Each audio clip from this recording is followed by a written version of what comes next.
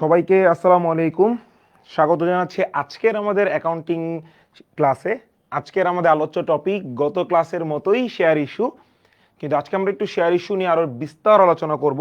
সবাই আমাদের সাথে ক্লাসে যুক্ত হয়ে যান। আকিবা আসসালামু আলাইকুম ভাইয়া। ওয়ালাইকুম আসসালাম। কাজী ইনসাফ আসসালামু আলাইকুম স্যার। ওয়ালাইকুম আসসালাম। আপনারা এই লাইভ ক্লাসটি আমাদের অ্যাকাউন্টিং এর শেষ লাইভ ক্লাস আজকে, তো আপনারা দ্রুত আপনাদের এইগুলোতে শেয়ার করে দেন, আপনাদের গ্রুপগুলোতে বা আপনাদের যে টাইমলাইনে শেয়ার করে দেন, এবং আপনাদের সকল বন্ধু বান্ধবকে আপনারা ইনভাইট করেন আমাদের এই ক্লাসটি করার জন্য। নিউ ইয়ার উপলক্ষে একটু পড়াশোনা তো করাই যায় নাকি। আর একজন আমাকে একটু বলেন আমাদের কথা শোনা যাচ্ছে কিনা, কোনো সমস্যা হচ্ছে কিনা। মাহমুদুর রহমান আসসালামু আলাইকুম। ওয়ালাইকুম আসসালাম। ইশরাত অন্তু আসসালামু আলাইকুম ভাইয়া। ওয়ালাইকুম আসসালাম ভাইয়া, কি অবস্থা আপনার?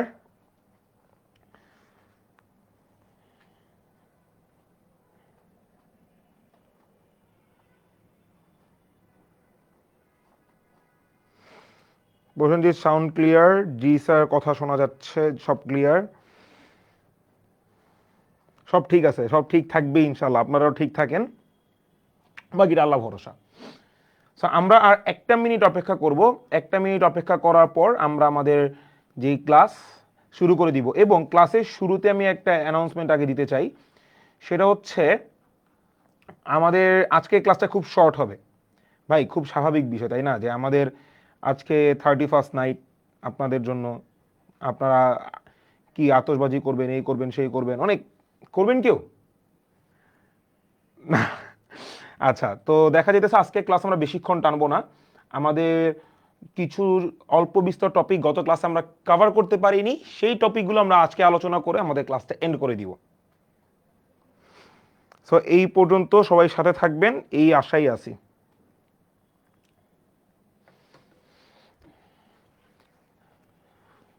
কে কে আছেন একটু।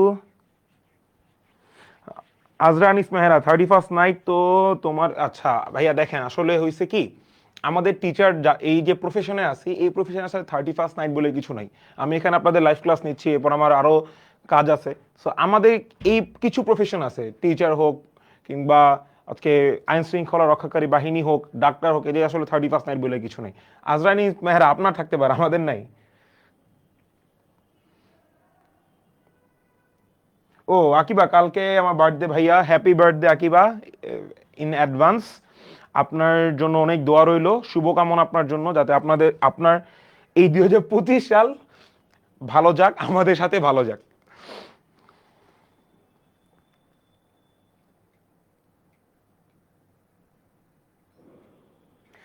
স্যার মানুষের উৎসাহ, হ্যাঁ অবশ্যই আমি উৎসাহ দিই যে আমরা সবসময় পড়াশোনার মধ্যে থাকবো। না না ভাই, পড়াশোনা বাদে অন্য কিছু আছে আসলে। পড়াশোনাই আমাদের জীবনে আসলে অন্তিম কিছু না। পড়াশোনা হচ্ছে একটা পার্ট, কিন্তু আমরা এই পার্টের বাহিরেও আমাদের লাইফে অনেক পার্ট আছে, সেই পার্টের কাজগুলো আমরা পড়াশোনার পাশাপাশি করব। কিন্তু তার মানে এই না যে পড়াশোনাকে আমি ব্যাক অফ করে ফেলবো। পড়াশোনাও করব, কিন্তু পড়াশোনার যে সময়টুকু সেটা আমি যাতে ভালো মতো করতে পারি। না ভাই, আতশবাজি ফুটাবো না, পাখিরা ভয় পাবে, আতঙ্কিত হবে। পারফেক্ট অ্যান্সার ভাইয়া। Prosenjit, Rohan best teacher. Thank you Rohan, টুইটটা দিয়ে দিস। রোহান হ্যালো ভাইয়া। হ্যালো ভাইয়া, আশা করি আপনি ক্লাসে থাকবেন, ক্লাস বুঝবেন, সমস্যা নাই। Akiba thank you, welcome. আমি টুইট ছাড়া থ্যাংক ইউ নেই না, আপনি টুইট দিবেন, আমি গিফট নিয়ে আসবো। হ্যাপি নিউ ইয়ার ভাইয়া, হ্যাপি নিউ ইয়ার। জি ভাইয়া, ঠিক, থ্যাংক ইউ। আচ্ছা, তো আমি আমাদের আজকে এই শর্ট ক্লাসটা দ্রুত শুরু করে দিচ্ছি। তো আমাদের অ্যাজ ইউজুয়াল আমাদের আজকে ক্লাসের অধ্যায়ের নামটি হচ্ছে যৌথ মূলধনী কোম্পানির মূলধন নিয়ে, যেটাকে আমরা সংক্ষেপে বলি শেয়ার ইস্যু। এবং আজকে আমরা দ্বিতীয় পর্ব নিয়ে আলোচনা করতেছি। অ্যাজ ইউজুয়াল আপনাদের সাথে আমি আছি, আরিফুল ইসলাম বুলবুল ভাই আপনাদের। আমার পরিচয় আর দেওয়া লাগবে না আশা করি। ওকে, তো আমাদের পরবর্তী স্লাইড। তো পরবর্তী স্লাইডে যাওয়ার আগে আমি একটু মানে আপনাদের সাথে আলোচনা করতে চাই যে বিগত ক্লাসগুলোতে আমরা আসলে কি কি করছি। আমাদের বিগত পর্ব একে আমাদের আলোচ্য টপিক ছিল শেয়ার এবং শেয়ারের আমাদের আলোচ্য টপিক ছিল শেয়ার এবং শেয়ারের প্রকারভেদ। শেয়ার এবং শেয়ারের প্রকারভেদ, শেয়ার কি, শেয়ার কাকে বলে, শেয়ার কত প্রকার, কি কি, এটা নিয়ে আলোচনা করছি। এরপর আমরা রাইট শেয়ার এবং বোনাস শেয়ার নিয়ে আলোচনা করছি, যেটা আমাদের ওয়ান অফ দ্য ইম্পর্টেন্ট একটা টপিকের মধ্যে ছিল। অনেকে আমরা রাইট শেয়ার বোনাস শেয়ার পড়ি, বাট রাইট শেয়ার এবং বোনাস শেয়ার মানে কি এটা আমরা জানি না। সো এটা আমরা বিগত ক্লাসে আলোচনা করছি। শেয়ার মূলধন এবং শেয়ার মূলধনের শ্রেণী বিভাগ, আমাদের যে এবার শেয়ার ইস্যু অধ্যায়টা আছে, এখানে শেয়ারের মূলধনটা আমরা কত ভাগে ভাগ করতেছি, কি কি কেন ভাগ করতেছি, এবং শেয়ার বাজেয়াপ্তকরণ সহ আমরা কেন তলবকৃত আদায়কৃত এগুলো আমরা এখন বিবেচনা করি না, সেগুলো নিয়ে কিন্তু আমরা বিগত ক্লাসে বিস্তর আলোচনা করছি। এরপর শেয়ার ইস্যুকরণ, শেয়ার ইস্যু করা যায় কয়টা দামে বা কয়টা মূল্যে, তিনটা: অধিহার, অবহার, সমহার। সো এটা আমরা আলোচনা করছি। এরপর আমরা অঙ্কে চলে গেছি। অঙ্কে চলে গিয়ে আমরা জাবেদা নিয়ে আলোচনা করছি, যে জাবেদা কত, আমরা জাবেদা কয়টা ভাগে দেই, কয় ধরনের জাবেদা দেই, এরপর জাবেদার প্রকারভেদগুলা এবং জাবেদা কি কি হিসাব সমীকরণে প্রভাব ফেলতেছে, এগুলো নিয়ে আমরা বিগত ক্লাসে বিস্তর আলোচনা করছি। এরপর আমরা কিছু বোর্ড এমসিকিউ সলভ করছি। কিছু বোর্ডের এমসিকিউ হোক বা কিছু বোর্ডের সৃজনশীল হোক, আমরা সেগুলো সলভ করার মাধ্যমে আমাদের সমস্যা যেগুলো বা কোথায় কোথায় সমস্যা হইতে পারে সেগুলো ক্লিয়ার করে ফেলেছি গত ক্লাসে। আর লাস্টে আমরা ঢাকা বিশ্ববিদ্যালয়ের মানে অর্থাৎ আমরা এমনভাবে এই প্রোগ্রামটা লঞ্চ করব আমাদের এসিপি থেকে, যাতে আপনার একই সাথে আপনাদের এইচএসসি এবং আপনাদের অ্যাডমিশনের এই টপিকে বিষয়গুলো কভার হয়ে যায়। আমরা এভাবেই এই প্রোগ্রামগুলো লঞ্চ করছি। তো দেখা যাচ্ছে যে আমরা বিগত ক্লাসে যখন শেয়ার ইস্যু নিয়ে আলোচনা করেছি, তখন আমি কিছু প্রশ্নের নমুনা দেখিয়েছি যে ঢাকা বিশ্ববিদ্যালয়ে সি ইউনিটে বিগত বছরে এই অধ্যায় থেকে কি রূপ প্রশ্ন আসছে, তা আমরা সেগুলোও নিয়ে গত ক্লাসে আমরা আলোচনা করেছি। সো এই হচ্ছে আমাদের বিগত ক্লাসগুলোর টপিক। যারা যারা মিস করছেন তাদের জন্য আমি আন্তরিকভাবে দুঃখিত, তারা আপনারা লাইভ ক্লাসই দেখে নেবেন। লাইভ ক্লাসটি ওই আগের যে ক্লাস ছিল গতকালকে, সেটা আমাদের ফেসবুক পেজেও আছে, গ্রুপেও আছে, অ্যান্ড মোর ইন্টারেস্টিং বিষয় হচ্ছে সেইটা এখন আমাদের ইউটিউবেও আছে। সো আমাদের ইউটিউবের চ্যানেলের নাম ঠিকই arts and commerce Pathsala. So সেখানে গিয়ে আমরা ইউটিউবে আপনারা আমার এই ভিডিওটা দেখে নিতে পারবেন। ফেসবুকেই দেখতে হবে এটা কোনো জরুরি না। আচ্ছা, সো আমরা আসতেছি আজকের টপিক, আর্থিক অবস্থার বিবরণী। সো গতকাল আমাদের সাধারণত শেয়ার ইস্যু অধ্যায় থেকে 3 ধরনের অঙ্ক আসে, গতকালকে বলেছি। একটা হচ্ছে আমাকে কিছু অবলেখকে কমিশন কিংবা ব্যাংক চার্জ কিংবা আমার নিয়ে আপনার কিছু অধিহার অবহার নিয়ে কিছু প্রশ্ন আসবে। এরপর হচ্ছে জাবেদা থাকবে, এরপর হচ্ছে আর্থিক অবস্থা বিবরণী থাকবে। সো অবলেখকে কমিশন হোক, ব্যাংক চার্জ হোক, অধিহার অবহার বা এইসব খুচরা মানে যে সমস্যাগুলো ছিল সেগুলো আমরা গত ক্লাসে দেখেছি। তো এরপর আমরা জাবেদাও করেছি। সো এখন আমাদের প্রিপারেশন নিতে হবে গয়ের জন্য, অর্থাৎ আমাকে আর্থিক অবস্থার বিবরণীতে এই জাবেদার প্রভাব কি কি হচ্ছে সেটা নিয়ে আমরা আলোচনা করতেছি আজকের ক্লাসে। সো আগে আর্থিক বিবরণী নিয়ে আলোচনা করার সময় আমি একটা জিনিস, একটু আর্থিক বিবরণী কিছু ডিটেলস নিয়ে আপনাদের সাথে কথা বলতে চাই।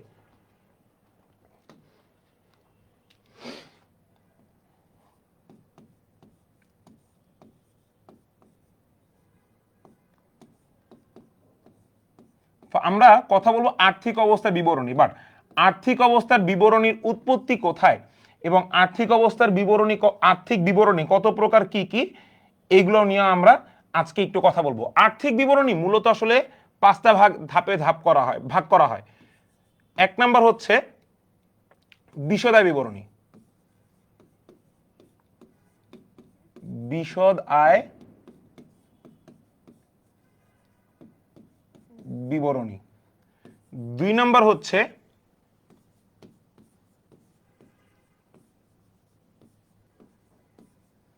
মালিকানা সত্ত্ব বিবরণী অথবা সংরক্ষিত আয় বিবরণী।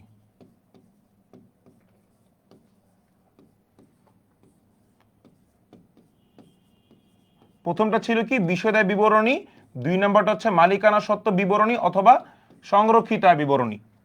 3 নাম্বারটা হচ্ছে আর্থিক অবস্থার বিবরণী।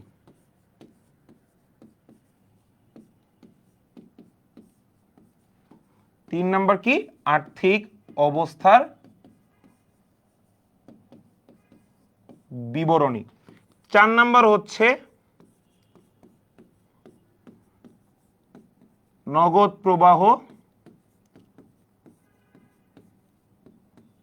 বিবরণী, 5 নাম্বার হচ্ছে টিকা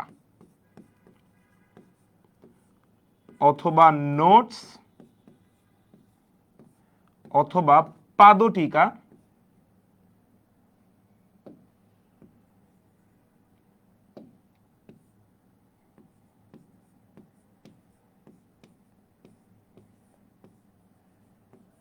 অথবা ফুটনোট। অনেকগুলো নাম আছে ভাইয়া, এক একটা এক এক ধরনের নাম। তো সবগুলা নামই আমরা কম বেশি মনে রাখার চেষ্টা করব। So at the very beginning আমি একটু বলি, আর্থিক বিবরণী এবং আর্থিক অবস্থা বিবরণীর মধ্যে কিছু পার্থক্য আছে। যে আর্থিক অবস্থা বিবরণী হচ্ছে এই আর্থিক বিবরণীর একটা অন্তর্ভুক্ত পার্ট, এই দুইটা কিন্তু সেম জিনিস না। আমরা এই জিনিসটা একটু গোলায় ফেলি যে ভাইয়া আর্থিক বিবরণী আর আর্থিক অবস্থা বিবরণীর মধ্যে পার্থক্য কি। পার্থক্য হচ্ছে আর্থিক বিবরণী একটা ভাস্ট জিনিস, সেটা মধ্যে একটা প্রকারভেদ বা একটা ধাপ হচ্ছে আমার আর্থিক অবস্থার বিবরণী। সো আর্থিক বিবরণীকে 5টা ধাপে ভাগ করা হয়। প্রথমটা হচ্ছে বিষয়দায় বিবরণী। বিষয়দায় বিবরণীতে আমরা কি করি, বিষয়দায় বিবরণীতে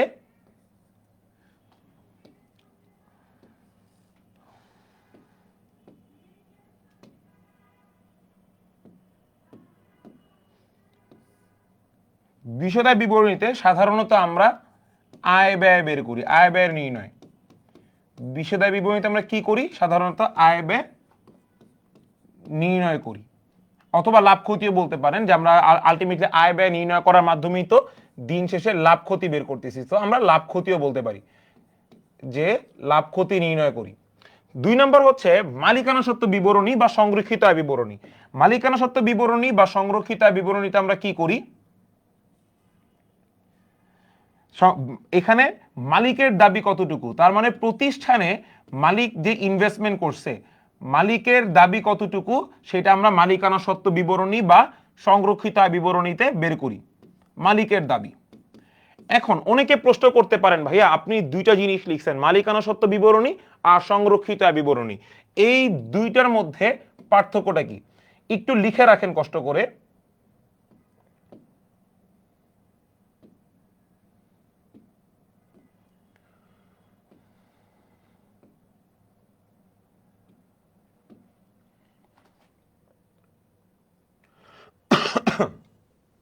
জায়গা নেই তো এইদিকে, আচ্ছা আমরা এখানেই লিখে রাখি। মালিকানা সত্ত্ব বিবরণী সাধারণত আমরা এক মালিকানা প্রতিষ্ঠানের জন্য করি, এক মালিকানা। মালিকানা সত্ত্ব বিবরণী আমরা কাদের জন্য করি, এক মালিকানা প্রতিষ্ঠানের জন্য করি। আর সংরক্ষিত আয় বিবরণী সাধারণত যৌথ মূলধনী কোম্পানির জন্য করি, যৌথ মূলধনী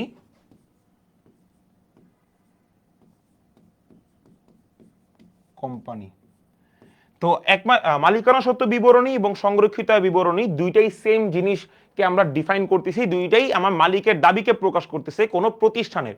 কিন্তু এই দুইটার মধ্যে পার্থক্য কি, মালিকানা সত্ত্ব বিবরণী সাধারণত আমরা এক মালিকানা প্রতিষ্ঠানের জন্য করি, আর আপনার সংরক্ষিত আয় বিবরণী আমরা করতেছি হচ্ছে যৌথ মূলধনী কোম্পানির জন্য করতেছি। সো এক মালিকানা বিবরণীতে দেখা যাচ্ছে আপনার একজন মালিক থাকে, তার জন্য আমরা এক মালিকানা সত্ত্ব বিবরণী করি। বাট যৌথ মূলধনী কোম্পানিতে সাধারণত শেয়ার হোল্ডাররা থাকে, তখন আমরা সংরক্ষিত আয় বিবরণী সাধারণত আমরা করে থাকি। আচ্ছা, 3 নম্বর হচ্ছে আমাদের 3 নম্বর হচ্ছে আর্থিক অবস্থা বিবরণী, যেটা আমরা আজকের ক্লাসে করব, যে আমাদের শেয়ার ইস্যু অধ্যায়ে আর্থিক অবস্থার বিবরণীতে কাজ কি কি হইতে পারে বা প্রভাব কি কি হইতে পারে। সো আর্থিক অবস্থার বিবরণীতে,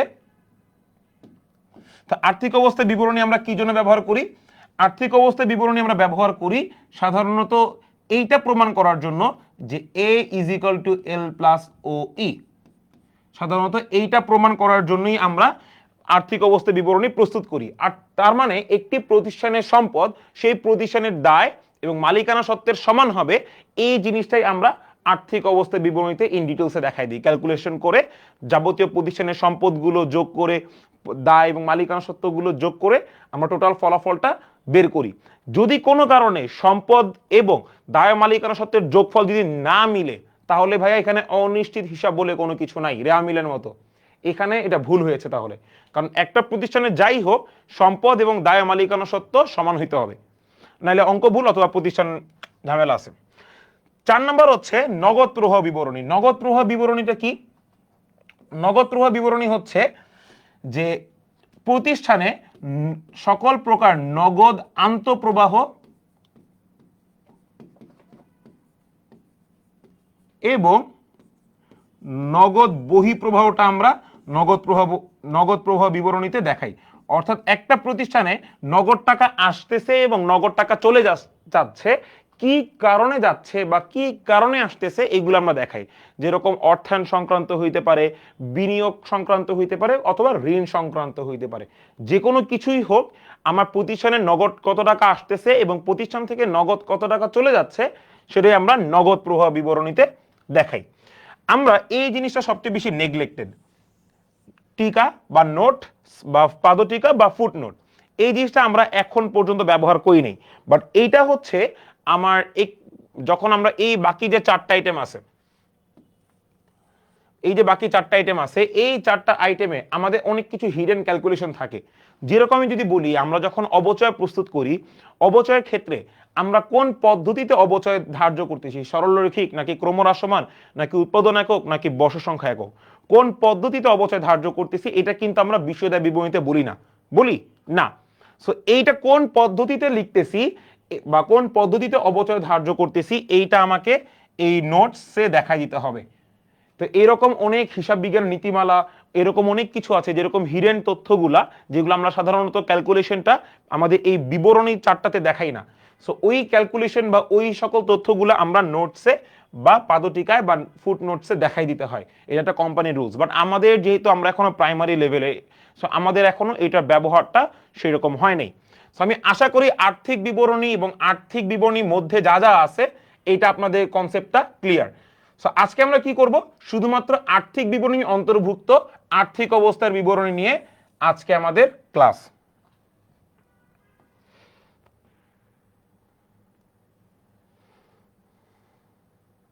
ওকে, সো আর্থিক অবস্থার বিবরণী আমরা অনেক কিছু জানি। আমাদের মানে আমরা যখন প্রথম অধ্যায় নবম চ্যাপ্টার করেছি আর্থিক বিবরণী, তো আর্থিক অবস্থার বিবরণীতে আমরা অনেক প্রকারের হিসাব করি। বাট এই শেয়ার ইস্যু অধ্যায়ের ক্ষেত্রে আর্থিক অবস্থার বিবরণীটা একটু ডিফারেন্ট হবে।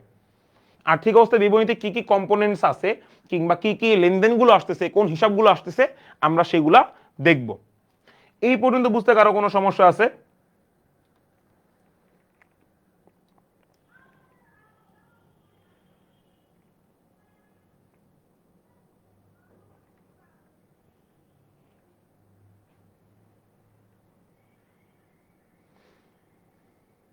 হিমেল সরকার আসসালামু আলাইকুম ভাইয়া। ওয়ালাইকুম আসসালাম। শাহির আসসালামু আলাইকুম ভাইয়া। ওয়ালাইকুম আসসালাম। আসিফ আসসালামু আলাইকুম ভাইয়া। ওয়ালাইকুম আসসালাম। কেমন আছেন? আলহামদুলিল্লাহ ভাইয়া, ভালো। তা আমি আশা করি এই পর্যন্ত বুঝতে কারো কোনো সমস্যা থাকার কথা না। আচ্ছা, সো আর্থিক অবস্থার বিবরণীতে আমাদের দুইটা পার্ট থাকে, আমরা ইতিমধ্যে পড়ে ফেলছি। যে আমাদের প্রতিষ্ঠানের সম্পদ, প্রতিষ্ঠানের দায় এবং মালিকানা সত্ত্বের যে যোগফল, আলটিমেটলি এই জিনিসটাই আমরা আর্থিক অবস্থা বিবরণীতে প্রমাণ করি। কিন্তু সম্পত্তির পার্ট মানে সম্পত্তির অংশে কি কি হিসাব আসে এবং দায় ও মালিকানা সত্ত্বের অংশে কি কি হিসাব আসে, আমরা সেগুলোই হইতেছে এখানে দেখব। সো প্রথমে আসি হচ্ছে সম্পত্তি হিসাবে। সম্পত্তির মধ্যে আমরা 3 ধরনের সম্পত্তি সাধারণত শেয়ার ইস্যু অধ্যায়ের ক্ষেত্রে করি। একটা হচ্ছে চলতি সম্পদ, স্থায়ী সম্পদ এবং অসমন্বিত ব্যয়। চলতি সম্পদ কি কি? নগদ আছে, ব্যাংক আছে, প্রাপ্য হিসাব আছে, কিংবা সমাপনী মজুদ পণ্য, আমরা এইগুলো সাধারণত চলতি সম্পদ হিসেবে দেখাই। স্থায়ী সম্পদ বলতে কোনগুলো? স্থায়ী সম্পদ হচ্ছে যে কোনো প্রকার সম্পত্তি কিনতেছি, আসবাবপত্র, যন্ত্রপাতি, কলকবজা, এগুলো আমাদের স্থায়ী সম্পদ হিসেবে দেখাচ্ছি। এরপর আছে অসমন্বিত ব্যয়। অসমন্বিত ব্যয় হচ্ছে আমাদের এই শেয়ার ইস্যু অধ্যায়ের জন্য একটু ডিফারেন্ট হচ্ছে। এই সমন্বিত ব্যয় মধ্যে আমাদের কিছু নির্ধারিত আইটেম আসে। যেরকম আমি যদি বলি, অবলেখকের কমিশন,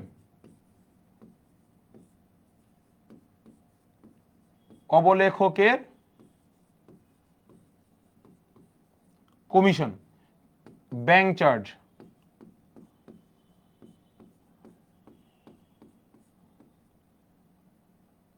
আরেকটা হচ্ছে প্রাথমিক খরচাবলী।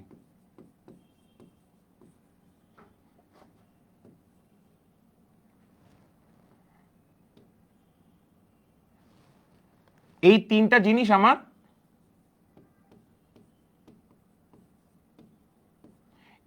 জিনিস আমার আসতেছে কি কি, সেটা হচ্ছে অবলেখকের কমিশন,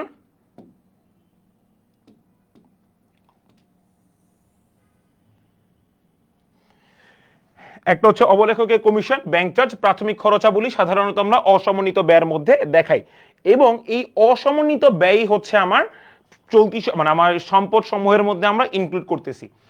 এই তিনটা কম্পোনেন্ট বা এই তিনটা আইটেমের যোগফল এই দুইটার সমান হইতে হবে, এটাই হচ্ছে মোদ্দা কথা দিন শেষে। সো সম্পদ নিয়ে আমি কথা বললাম, এখন আসতে হচ্ছে চলতি দায় নিয়ে বা দায়সমূহ নিয়ে। দায়সমূহের মধ্যে সাধারণত দুই প্রকার দায় আছে, একটা হচ্ছে চলতি দায় আর একটা হচ্ছে দীর্ঘমেয়াদী দায়। চলতি দায় কোনগুলো হচ্ছে আমার ব্যাংক জমাতিরিক্ত কিংবা প্রদেয় হিসাব, এগুলো হচ্ছে আমার চলতি দায় হিসেবে আমরা দেখাচ্ছি। দীর্ঘমেয়াদী দায়, অনেকে একটা জিনিস একটু বলেন, এই দীর্ঘমেয়াদী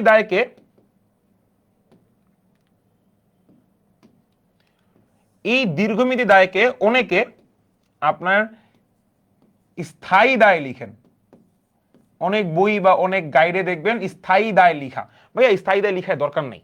স্থায়ী সাধারণত সম্পত্তির ক্ষেত্রে ব্যবহার করা হয়, কারণ হচ্ছে যখন কোনো একটা সম্পদ ক্রয় করি এটা বিক্রি করার আগ পর্যন্ত আমার কাছেই থাকবে, বা এটা আমার কাছে একটা অ্যাসেট, এটা আমার কাছে একটা স্থায়ী ফিক্সড।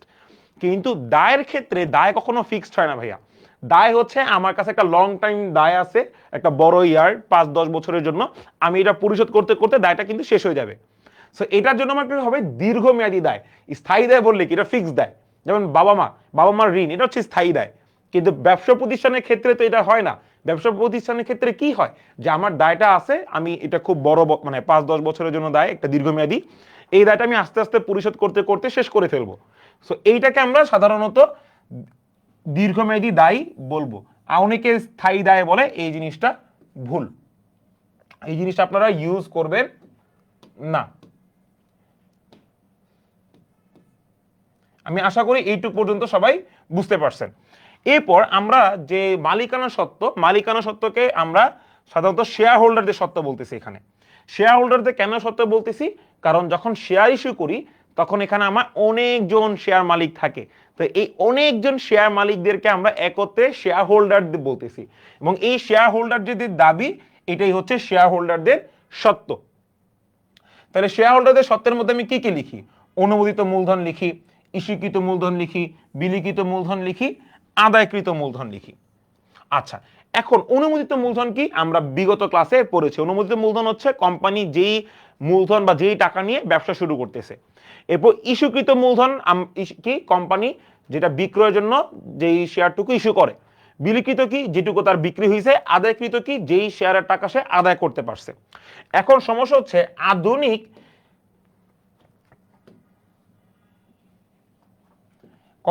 আধুনিক নিয়মে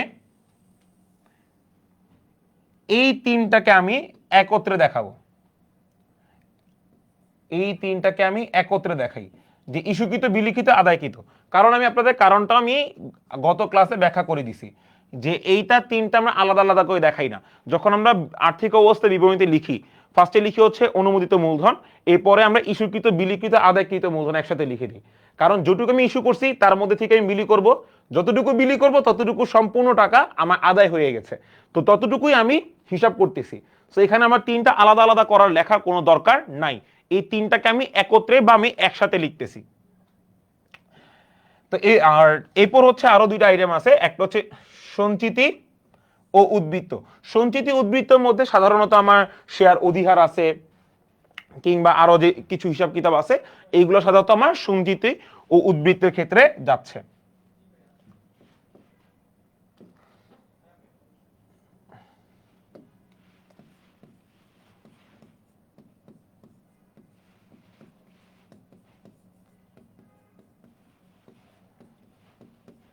ওকে, তো এইটুকু আমি আশা করি আর্থিক অবস্থা বিবরণীতে আমাদের শেয়ার ইস্যুর জন্য ছকটা কিরকম হবে আমি আশা করি এইটুকুর মধ্যে সবার ক্লিয়ার। কারো কোনো যদি সমস্যা থাকে বা কোনো কিছু জিজ্ঞাসা থাকে আমাকে বলতে পারেন।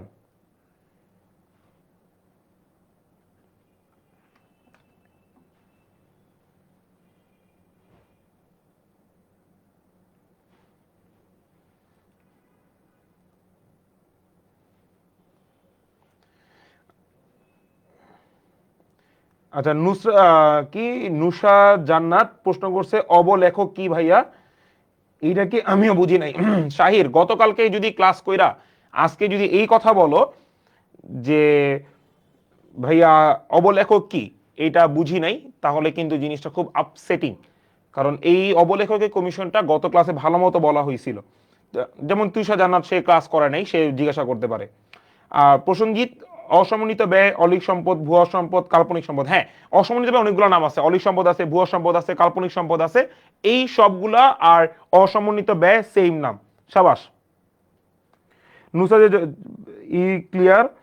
কাজী ইনসাফ আরেকবার বুঝাই দেন ভাইয়া। আলহামদুলিল্লাহ ক্লিয়ার ভাইয়া, বুঝছি। ওকে, কোনটা বুঝাবো একটু, এটা একটু বলতে হবে। এখানে তো অনেকগুলা, যেমন এক কথায় আমি আবার রিপিট করে দিচ্ছি যে আর্থিক অবস্থায় বিবরণীতে সম্পদ সমূহের মধ্যে আমার তিনটা প্রকারভেদে সম্পদ লিখি: চলতি সম্পদ, স্থায়ী সম্পদ এবং অসমন্বিত ব্যয়। অসমন্বিত ব্যয়ের মধ্যে আমি লিখি অবলেখকের কমিশন, ব্যাংক চার্জ, প্রাথমিক খরচাবলী এবং অবহার। দায় সমূহের মধ্যে আমার দুই আইটেম আসে, একটা হচ্ছে চলতি দায় আর একটা হচ্ছে দীর্ঘমেয়াদী দায়। এবং শেয়ার হোল্ডারদের সত্ত্বের মধ্যে সাধারণত আমার অনুমোদিত মূলধন লিখি, ইস্যুকৃত, বিলিকৃত এবং আদায়কৃত মূলধন আমরা একত্রে লিখি। কারণ যেটুকু আমি ইস্যু করছি ততটুকু আমি বিলি করতেছি এবং ততটুকুর টাকায় আমার আদায় হচ্ছে, এর চেয়ে বেশি টাকা আমার আদায় হচ্ছে বা এর চেয়ে কম টাকা আমার আদায় হচ্ছে না। সো এই তিনটাকে আমরা একত্রে লিখি। এরপর একটা আছে সঞ্চিতি ও উদ্বৃত্ত। আমরা সাধারণত শেয়ার অধিহারটাকে সঞ্চিতি বা উদ্বৃত্ত হিসাবে আমি লিখে দিচ্ছি। এছাড়াও এটুক যদি কারো বুঝতে সমস্যা না থাকে তাহলে আমি একটু পরেরটাই যাচ্ছি। সো এরপর আমি এখানে এই স্লাইডে আমি আপনাদের জাবেদার জন্য যে বিগত স্লাইডগুলো ছিল এটা দিয়ে দিয়েছি। সো এখন আমরা ডিরেক্ট একটা অঙ্কে দেখব যে আসলে অঙ্ক কি বলছে।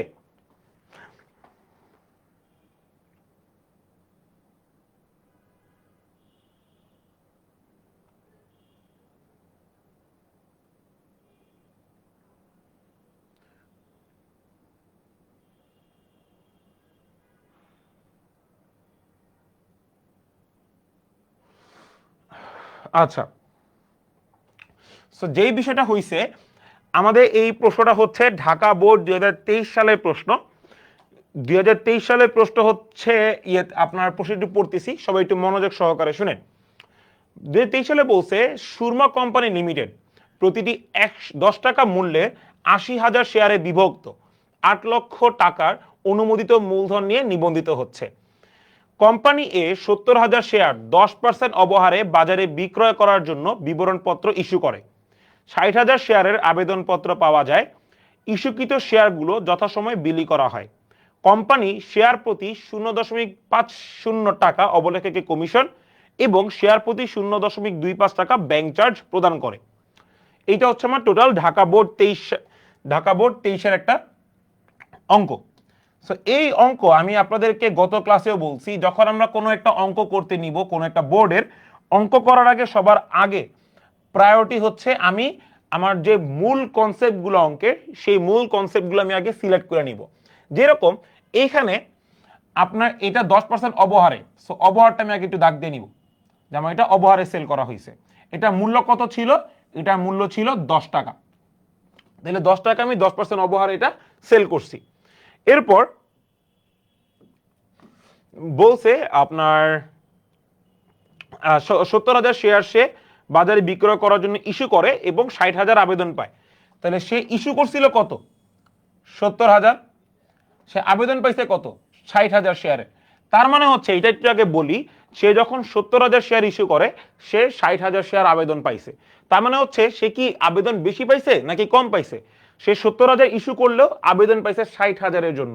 তার মানে হচ্ছে এটা আমার কম আবেদন পেয়েছে সে। তাহলে কম আবেদন যদি পায় আমরা ফেরতের কোনো জাবেদা দিব না, কারণ আবেদনই পেয়েছে কম। তা আবেদন যদি কম পেয়ে থাকে তাহলে সেই ক্ষেত্রে আমার ফেরত দেওয়ার কোনো প্রশ্নই উঠতেছে না। যদি এমন হয় যে আমি 70,000 শেয়ার ইস্যু করছি, 1 লাখ আবেদন পড়ছে, তখন আমি 30,000 জনকে ফেরত দিয়ে দিব।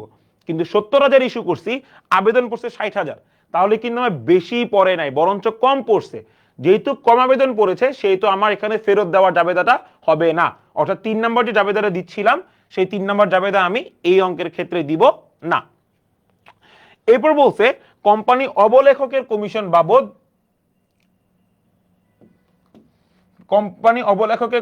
বাবদ সে শেয়ার প্রতি 0.50 এবং আপনার ব্যাংক চার্জ পাবো 0.25 টাকা করে চার্জ প্রদান করে। ওকে, সো কোম্পানির শেয়ার প্রতি 0.50 টাকা অবলেখককে দেয়। অবলেখক কারা? শাহির ভালো মতো শুনেন, অবলেখক হচ্ছে তারা যারা কোম্পানির পক্ষে এই শেয়ার যখন বিলি করতেছে বা ইস্যু করতেছে, কোম্পানির পক্ষে সে লিগ্যাল অ্যাক্টিভিটিস গুলা করতেছে। অর্থাৎ কোম্পানির পক্ষে এই শেয়ারগুলো দিয়ে সে এই শেয়ারের যাবতীয় যে লিগ্যাল অ্যাক্টিভিটিস গুলা বা এই শেয়ার বিক্রি করা যাবতীয় যে প্রসেস, যে আইনানুগ যে প্রক্রিয়া, সে এই কাজগুলা অবলেখক কোম্পানির হয়ে কাজগুলো করে দেয়। সো এই কাজগুলো করে দেওয়ার বদলে সে কোম্পানি থেকে একটা নির্দিষ্ট পরিমাণ চার্জ কাটে। এটা আমার শেয়ার প্রতিও হইতে পারে কিংবা এটা আমার একটা ফিক্সড অ্যামাউন্টে হইতে পারে। এই যে যারা কাজ করে দেয় কোম্পানির পক্ষ থেকে লিগ্যাল অ্যাক্টিভিটিসে কোন একটা শেয়ারে, তাদেরকে বলা হয় অবলেখক, এবং তাদেরকে যে তাদের কাজের জন্য কমিশন দিচ্ছি বা টাকা দিচ্ছি সেটাকে বলা হয় অবলেখকের কমিশন। আমি এটাও বলছি গত ক্লাসে যে অবলেখকের ইংরেজি নাম হচ্ছে আন্ডার রাইটার। আচ্ছা, আর ব্যাংক চার্জ হচ্ছে ব্যাংক চার্জ, আমি ব্যাংকে টাকা রাখতেছি বা ব্যাংক দ্বারা কোনো লেনদেন করতেছি, ব্যাংকে আমি এই বাবদ একটা চার্জ কাটতেছি। এই হচ্ছে আমাদের সামগ্রিক প্রশ্ন। সো আমাদের এই প্রশ্নে ক নম্বরে কি চেয়েছে? অবলেখকের কমিশন এবং ব্যাংক চার্জের পরিমাণ নির্ণয় করো। তার মানে আমাকে এখানে যে অবলেখকের কমিশন দেওয়া আছে, তাহলে আমি অবলেখকের কমিশন বা ব্যাংক চার্জটা বের করতে হচ্ছে।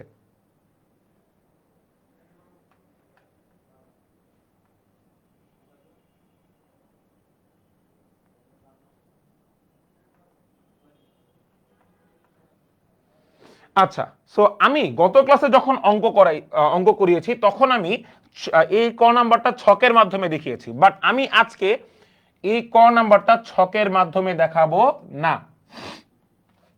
এই ক নাম্বারটা দেখাবো হচ্ছে আমি জাস্ট ছক ছাড়া যারা করতে চাচ্ছেন তারা এই ছক ছাড়া অঙ্কটা কিভাবে করবেন। দেখেন, আমাকে এখানে দুইটা আইডেন্টি আছে, একটা হচ্ছে অবলেখকের কমিশন আর একটা হচ্ছে ব্যাংক চার্জ। তো আমি দুইটা আলাদা আলাদা সেগমেন্টে বের করব। সো প্রথমে আমি অবলেখকের কমিশন বের করতেছি। সো আমি এখানে লিখবো অবলেখকের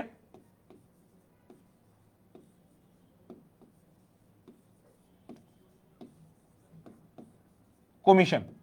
অবলেখকের কমিশন কত টাকা ছিল? যে শেয়ার প্রতি 0.50। এখন প্রশ্ন হচ্ছে আমি কি এর এই ইস্যুকৃত শেয়ারটা ধরবো নাকি এই বিলিকৃত শেয়ারটা ধরবো? এইটা আমাকে একজন উত্তর দেন। যে আমি কি ইস্যুকৃত শেয়ারের উপর, ওরে বাবা আমি করার আগে সবাই কইরা হাজির, হ্যাঁ সাবাস, বিলিকৃত শেয়ারের উপর ধরতেছি, ইস্যুকৃত না। সো আমি বিলি করছি কতটুকু শেয়ার? বিলি করছি 60,000 শেয়ার। তাহলে আমি 60,000 শেয়ার, 60,000 শেয়ার, এবং আমি কোম্পানিকে শেয়ার প্রতি 0.50 টাকায় তাকে দিচ্ছি। তাহলে 0.50 টাকা, তাহলে 60,000-এর 0.50 টাকা কত টাকা হয়?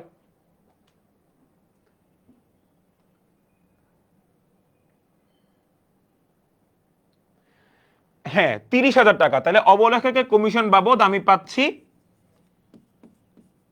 30,000 টাকা। ও আরেকটা জিনিস একটু বইলা দিই, আরেকটু প্রপার ওয়েতে আমি আপনাদেরকে এই জিনিস একটু দেখাই দিই।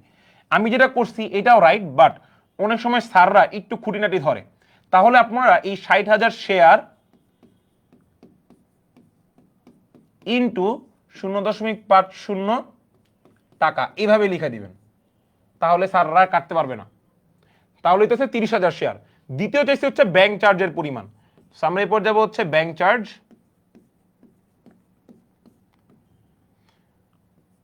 ব্যাংক চার্জ আমার কতটা শেয়ার ছিল? 60,000 শেয়ার। তাহলে আমার 60,000 শেয়ার, এবং ব্যাংক চার্জের জন্য আমি শেয়ার প্রতি কত টাকা দিচ্ছি? 0.25 টাকা। তাহলে 60,000-এর 0.25 হচ্ছে 15,000 টাকা।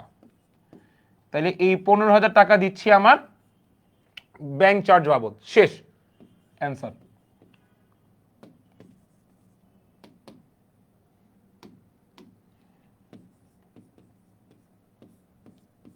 এখানে ছোট্ট করে একটা অ্যান্সারটা লিখে দিবেন, তাহলে জিনিসটা সুন্দর দেখা যায়। সো যারা ছক ছাড়া করবেন তারা এভাবে করবেন। প্রথমে অবলেখকের কমিশন 60,000 শেয়ার গুণন 0.50 টাকা, 30,000 টাকা আসতেছে, এবং ব্যাংক চার্জ 60,000 শেয়ার গুণন 0.25 টাকা ইকুয়াল টু 15,000 টাকা, এবং এটা শেষে সুন্দর করে একটা অ্যান্সার এভাবে লিখে দিবেন। তাহলে হয়েছে কি, তাহলে আপনার জিনিসটা একটু সুন্দর, একটু অ্যাপ্রোপ্রিয়েট লাগে। এই জিনিসটা একটু মেনটেন করবেন। আশা করি এই ক নাম্বার বুঝতে কারো কোনো সমস্যা নাই। কারো কোনো সমস্যা আছে?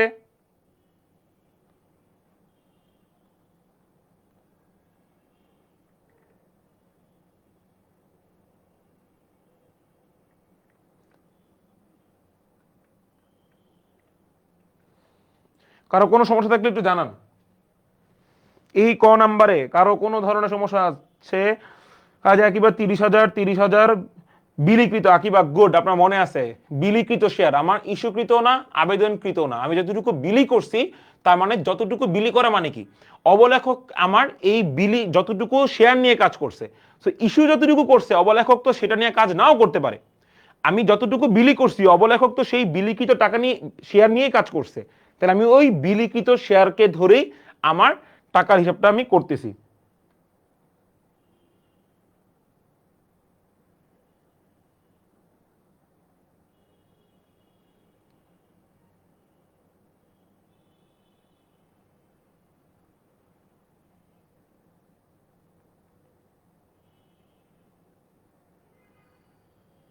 আচ্ছা এই দুইটা উত্তর হাতে আপনার উত্তর মিলতেছে না স্যার। আচ্ছা এখানে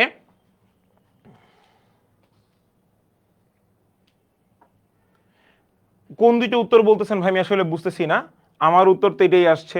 আর অনেক সময় দেখা যায় আপনার যখন এই 0.50 টাকা উল্লেখ দেওয়া থাকে না, তখন আমি আবার এই 10 টাকা বা এই 9 টাকা হিসাব করে অঙ্ক করি। বাট ইনসাফ আপনি একটু মিলায় দেখবেন আপনার কোথাও ভুল হচ্ছে কিনা। আচ্ছা যদি আমাদের এইটা ক্লিয়ার হয় ক নাম্বারটা, সো আমরা এরপর চলে যাব হচ্ছে খ নাম্বারে। খ নাম্বার আমার কি কি চাইছে, যে প্রয়োজনীয় জাবেদা দাখিলা দাও ব্যাখ্যা ব্যতীত, তার মানে আমার এখানে ব্যাখ্যা চাচ্ছে না। তাহলে আমার ছিল 70,000 শেয়ার, আমি এখানে 60,000 শেয়ারে আবেদন পেয়েছি,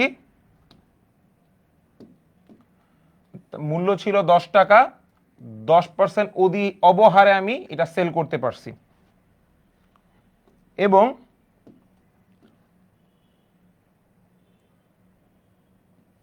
অবলেখকের কমিশন এবং ব্যাংক চার্জ বাবদ কিছু টাকার পরিমাণের কথা আমার বলা হয়েছে। আমার টোটাল জাবেদা হচ্ছে এই কটা নিয়েই, যে আমার আবেদন পড়ছে আমার নিবন্ধিত কত, আবেদন পড়ছে কত, ইস্যুকৃত করছে কত, এবং কোম্পানির শেয়ারে অবলেখকের কমিশন বা ব্যাংক চার্জ নিয়ে আমার জাবেদা হবে এই কয়েকটা নিয়ে।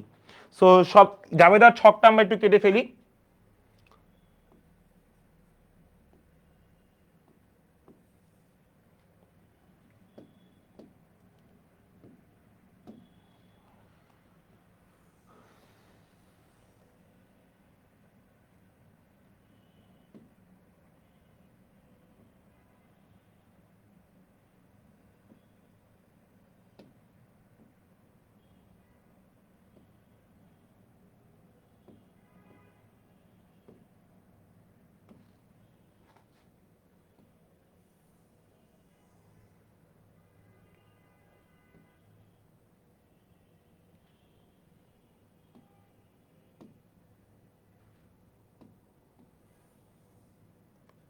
একটু জাবেদার ছক আমি কালকে দেখিয়ে দিয়েছি, অনুগ্রহপূর্বক কেউ জাবেদার ছকে উল্টাপাল্টা করবেন না।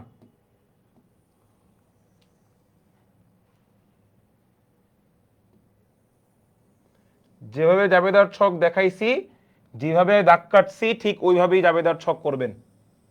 এইটুকু তো আশা আপনাদের কাছ থেকে আমি করতেই পারি নাকি। সো ফার্স্টে লিখতেছি তারিখ,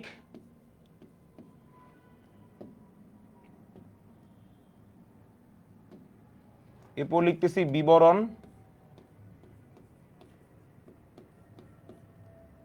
এরপর লিখতেছি এখানে সূত্র, এরপর লিখতেছি ডেবিট, এরপর লিখতেছি ক্রেডিট।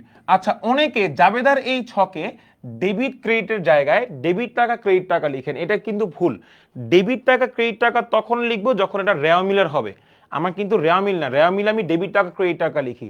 বাট জাবেদার ক্ষেত্রে আমি তো টাকা বের করতেছি না, আমি জাস্ট এদের সাইড বের করতেছি, ডেবিট সাইড ক্রেডিট সাইড, তাই আমরা কিন্তু ডেবিট ক্রেডিট লিখবো। আমি কোনো এখানে ডেবিট টাকা বা ক্রেডিট টাকা আমরা এখানে লিখতে যাব না। সো আমাদের ফার্স্টে এখানে কি কোম্পানি ছিল?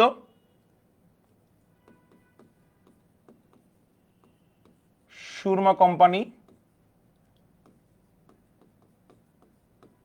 সুরমা কোম্পানি লিমিটেড, উপরে সুন্দর করে লিখতে হবে সুরমা কোম্পানি লিমিটেড। এরপর আমরা করতেছি জাবেদা। এরপর মনে করেন 31 ডিসেম্বর,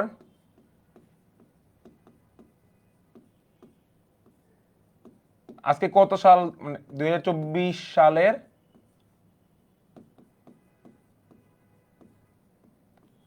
সমাপ্ত বছরের জন্য।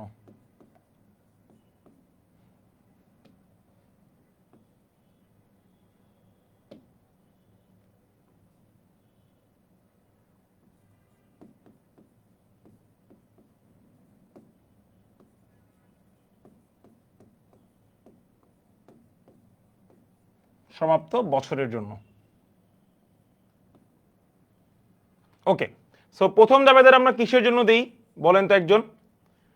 যে আমাদের যে প্রথম দাবেদা দেই, তারিখ, বিবরণ, সূত্র, ডেবিট টাকা, ক্রেডিট টাকা, প্রথম দাবেদা দেই কিসের জন্য? আচ্ছা, রানা প্রশ্ন করছে সূত্র কেন দিলেন, জাবেদা বিষয় হবে না। রানা, আমি গত ক্লাসে এই জিনিসটা বলছি যে আমরা সাধারণত জাবেদা করার সময় বা খতিয়ান করার সময় বা রেওয়ামিল, এই তিনটাতে আমাদের এই ছোট ছোট এই ঘরগুলো থাকে। সো এক একটাতে আমরা এক একটা রেওয়ামিল আপনার লিখতে হয়, বা খুচরা নগদান যখন করবেন, খুচরা নগদানে আমাদের এই ছোট ছোট ছকে একাধিক নাম লিখতে হয়, বা আমি যখন ক্রয় জাবেদা করতেছি বা বিক্রয় জাবেদা করতেছি। সো আমরা এত হ্যাসেল না নিয়ে আমরা একটা মাত্র সূত্র লিখে দিলেই সবগুলো ছোট ছোট এই ধরনের ছকে আমার সকল সমস্যা সমাধান। সূত্র মানে হচ্ছে সোর্স, যে কোন জায়গা থেকে আসছে। সো সোর্স লিখে ভিতরে লিখেন আপনি যে এটা জাবেদা পৃষ্ঠা এত নাম্বার পৃষ্ঠা থেকে আসছে। বাট এটা অনেকেই ভুলা যায় যে আমরা জাবেদার ক্ষেত্রে এই ছোট ঘরে কি লিখবো, বা রেওয়ামিলে ছোট ঘরে কি লিখবো, বা ক্রয় জাবেদা বা বিক্রয় জাবেদার এই ছোট ঘরে কি লিখবো। এটা একটা টেকনিক, ছোট একটা টেকনিক এটা, যে আমাকে যদি বলা হয় এই ছোট ঘরে আমি সূত্র লিখে দিলেই ভিতরে যা মন চাই লিখেন, it's a appropriate, it's a correct. So এখানে আপনার এটা প্যানিক হওয়ার কিছু নাই। রাহাত, আশা করি আপনি বুঝতে পারছেন। ইনসাফ বলছে ব্যাংক হিসাব ডেবিট, শেয়ার আবেদন হিসাব ক্রেডিট। আইসা সাবাস, সবার হয়েছে উত্তর। তাহলে ফার্স্টে জাবেদা দিচ্ছি কি, শেয়ার আবেদনের জন্য জাবেদা দিচ্ছি। জাবেদারে কি হবে, যেহেতু ব্যাংকে টাকা দিছে তাহলে ব্যাংক নামক হিসাব বাড়ছে, তাহলে ব্যাংক হিসাব ডেবিট আর শেয়ার আবেদন হিসাব ক্রেডিট। শেয়ার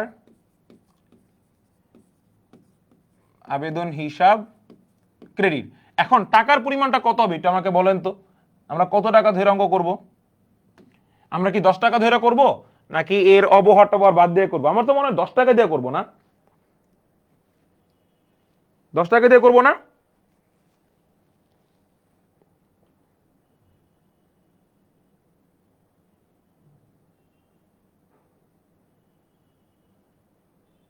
একজন বলেন, আমরা এটা কি 10 টাকা দিয়ে করব নাকি 12 টাকা দিয়ে, নাকি কত?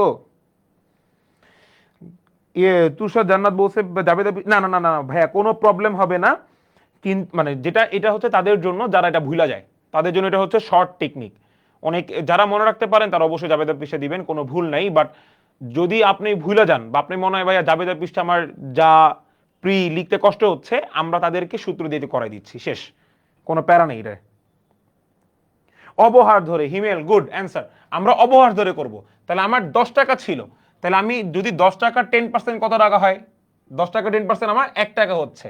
তাহলে আমি 10 টাকা থেকে এই 1 টাকা বিয়োগ দিয়ে আমি এই 10 টাকার 10% হচ্ছে আমার এই 1 টাকা। সো 10 টাকা থেকে 1 টাকা বিয়োগ দিয়ে আমি 9 টাকা ধরে অঙ্ক করব দিন শেষে। তাহলে আমি এই 9 গুণন, আমার কয়টা শেয়ার আবেদন পড়ছিল, 70,000 শেয়ার ইস্যু করছিলাম, মানে আমার আবেদন পড়ছিল 60,000 শেয়ার, দুঃখিত, আমার আবেদন পড়ছিল 60,000 শেয়ারের। তো 9 গুণন 60,000, তাহলে কত হয় অ্যান্সার? 54, 1 2 3 4, 1 2 3 4, তাহলে 5,40,000 আমার আবেদন পড়ছে। আমার এখানে 9 ধরছি কেন, আমি অবহারের কারণে এখানে 9 ধরেছি। আর এখানে 60,000 কেন ধরলাম, 60,000 হচ্ছে আমার যতটুকু আবেদন পড়ছে। আমি 70,000 ইস্যু করি না, সমস্যা নেই। আবেদন পড়ছে কত? 60,000 আমি আবেদনের জাবেদা 60,000 জন্যই দিব। তাই 60,000 গুণন 9, 5,40,000। 9 টাকা দিয়ে, 9 টাকা ধরে, গুড। 1 টাকা অবহার, সাবাস। অবহার তো বইলেই দিছে এই জায়গায়। সো প্রথম জাবেদা আমাদের ক্লিয়ার। 2 নাম্বার জাবেদা হচ্ছে আমি যখন শেয়ারটা বিলি করব জনগণের নিকট, এই বিলিকরণ বা শেয়ার বন্টনের জন্য আমি জাবেদা দিচ্ছি। তাহলে শেয়ার বন্টনের জন্য জাবেদা যদি দেই, তাই আমাদের জাবেদা কি হচ্ছে? যখন আমি শেয়ার বন্টন করতেছি তখন আমার এই যে দায়, একটা যে শেয়ার আবেদন নামক একটা দায় ছিল, এই দায়টা কমতেছে।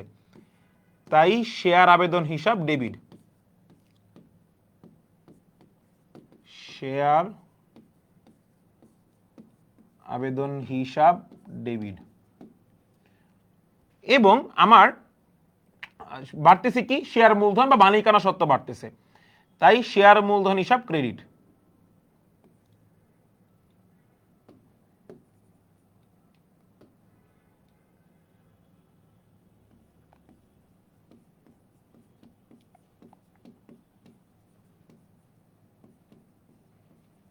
শেয়ার মূলধন হিসাব ক্রেডিট। মাঝখানে কিছু কি বাদ দিলাম আমরা? শেয়ার আবেদন হিসাব ডেবিট, শেয়ার মূলধন হিসাব ক্রেডিট, মাঝখানে কিছু বাদ দিলাম। হ্যাঁ, মাঝখানে আমরা বাদ দিয়েছি, সেটা হচ্ছে অবহারের হিসাবটা। এখন প্রশ্ন হচ্ছে অবহারকে আমরা কি হিসেবে দেখাবো জাবেদায়? আমি যে অবহার হইছে, অবহারটাকে আমরা ডেবিটে দেখাবো নাকি অবহারটা আমরা ক্রেডিটে দেখাবো? বলেন তো এটা উত্তরটা। সাবাস, ইনসাফ। অবহার আমরা ডেবিট দেখাচ্ছি, গুড। কারণ অবহার হচ্ছে আমি এক প্রকার এখানে,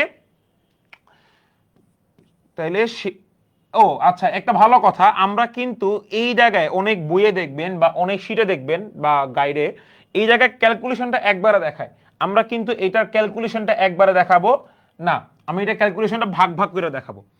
তাহলে শেয়ার আবেদন আমার কয়টার জন্য, মানে আমি কয়জনকে শেয়ার বিলি করছি বলেন? উত্তর একজন।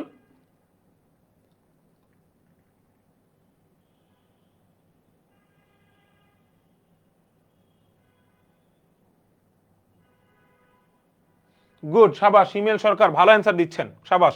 তাহলে শেয়ার আবেদন হবে আমার এই 9 ধরে। আরে তাইলে 9 গুণন 60,000। তাহলে আমার এই 9 গুণন 60,000-এর টাকার পরিমাণটা কত দাঁড়াচ্ছে? 5,40,000। এরপর আমার শেয়ার অবহার আসতেছে। তাহলে শেয়ার অবহার যেহেতু ভুয়া সম্পদ, তাহলে আমি শেয়ার অবহারকে ডেবিট দেখাচ্ছি।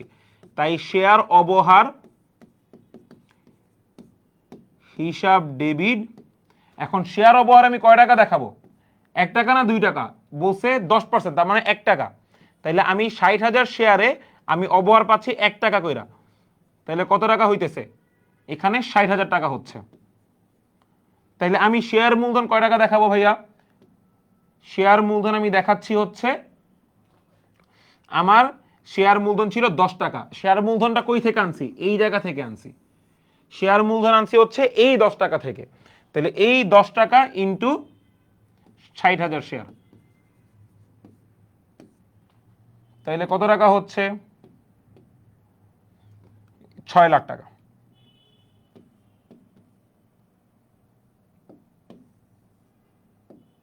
এখানে আসতেছে আমার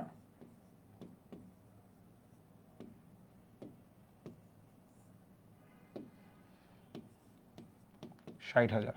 তাহলে আমার ডেবিট পাশে যে দুইটা আইটেম, একটা হচ্ছে শেয়ার আবেদন হিসাব ডেবিট হয়েছে 9 টাকা ধরে 60,000 শেয়ার, 5,40,000। আর শেয়ার ওভার হয়েছে 1 টাকা, তার মানে 1 গুণন 60,000, 60,000। তাহলে এই 5,40,000 আর 60,000 যোগ করে কত? আলটিমেটলি এই 6 লাখ টাকাই হচ্ছে। কিন্তু 6 লাখ টাকা আমি আরেকটা ভাবে পেতে পারি, সেটা হচ্ছে এই প্রতিটা শেয়ারের দাম যখন 10 টাকা,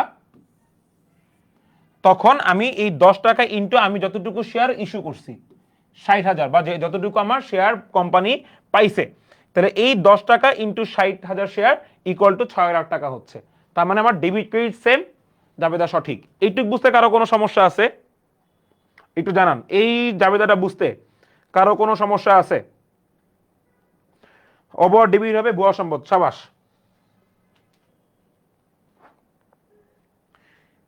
সবাই একটু কমেন্ট করেন এইটুকু বুঝতে কারো কোনো সমস্যা আছে কিনা। হিমেল সরকার, শাহিদ, প্রসঞ্জিৎ, ইনসাফ, আকিবা, জিনা ভাইয়া, ওকে গুড। সো আমাদের এখানে জায়গা ফিল আপ, আমরা জাবেদার জন্য এরপর পরবর্তী আমাদের এখনো 2টা জাবেদা বাকি আছে। সো আমাদের এখানে পরবর্তীতে আমরা আরেকটা ছক কেটে নিব।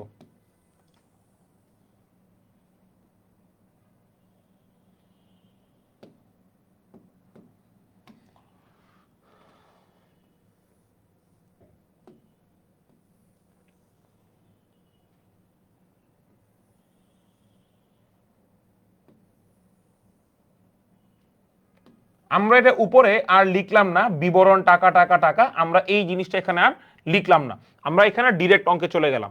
সো আমি এখানে একটা জিনিস দেখেন, প্রথম জাবেদা দিয়েছি হচ্ছে শেয়ার আবেদনের জন্য। শেয়ার আবেদনের জন্য কি জাবেদা দিয়েছি? ব্যাংক হিসাব ডেবিট, শেয়ার আবেদন হিসাব ক্রেডিট। আমি অবহার যেহেতু আমি 9 টাকা ধরে দিয়েছি, 9 ইন্টু, আর আমি ইস্যু করেছি, আমি আবেদন পেয়েছি বা ইস্যু করেছি যেটাই বলেন 60,000 শেয়ারে, আবেদন ইস্যু করছিলাম 70,000, আবেদন পাইছি 60,000-এর, তাহলে আমি 9 গুণন 60,000 দিচ্ছি, তাহলে কত? 5,40,000 টাকা হচ্ছে। দ্বিতীয় যে দাবিদারে দিয়েছি সেটা হচ্ছে আমার শেয়ার বিলি বা শেয়ার বন্টন করার সময়।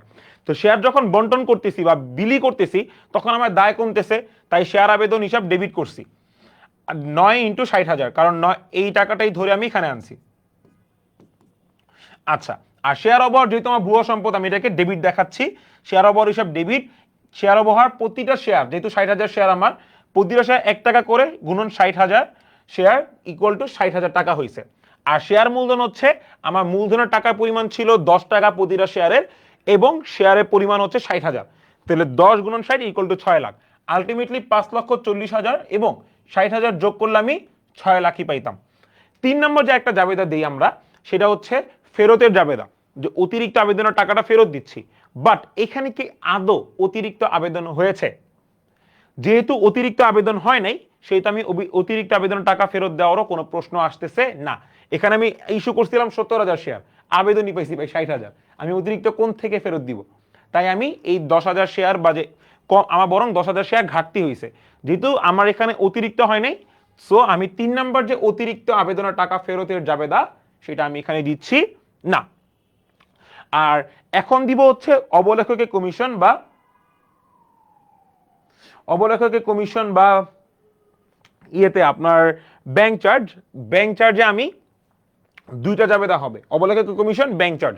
প্রশ্ন হচ্ছে, অনেক বইয়ে দেখবেন আপনারা অবলেখক কমিশন এবং ব্যাংক চার্জ তারা একসাথে দেখায়, তারা একটা জাবেদার মধ্যে এই দুইটা হিসাব একবারে করে দেখাচ্ছে। বাট আমরা এই 2টা হিসাবের জন্য, অবলেখকে কমিশন এবং ব্যাংক চার্জ, এই 2টা হিসাবের জন্য আলাদা আলাদা জাবেদা করব। তার মানে এই 2টা হিসাবের জন্য আমার 2টা ভিন্ন জাবেদা হবে, এইটুক মাথায় রেখে দিন। আমরা একসাথে করব না, আমরা এখানে প্রপারলি শিখবো এবং স্যারকে প্রপারলি বুঝাবো। যখন আমরা অঙ্ক করি জাবেদার ক্ষেত্রে, যখন ছক করি, আপনি স্যারকে যত অ্যাপ্রোপ্রিয়েটলি বুঝাইতে পারবেন, স্যারকে যত আপনি প্রপার ডেলিভারি দিতে পারবেন আপনার খাতার মাধ্যমে, আপনার নাম্বার তত বাড়বে। এই জিনিসটা বারবার বলি। সো 3 নম্বর জাবেদা কিসের জন্য দিচ্ছি? অবলেখকে কমিশন। সো অবলেখকে কমিশন আমি কি করতেছি? ডেবিট। অবলেখকের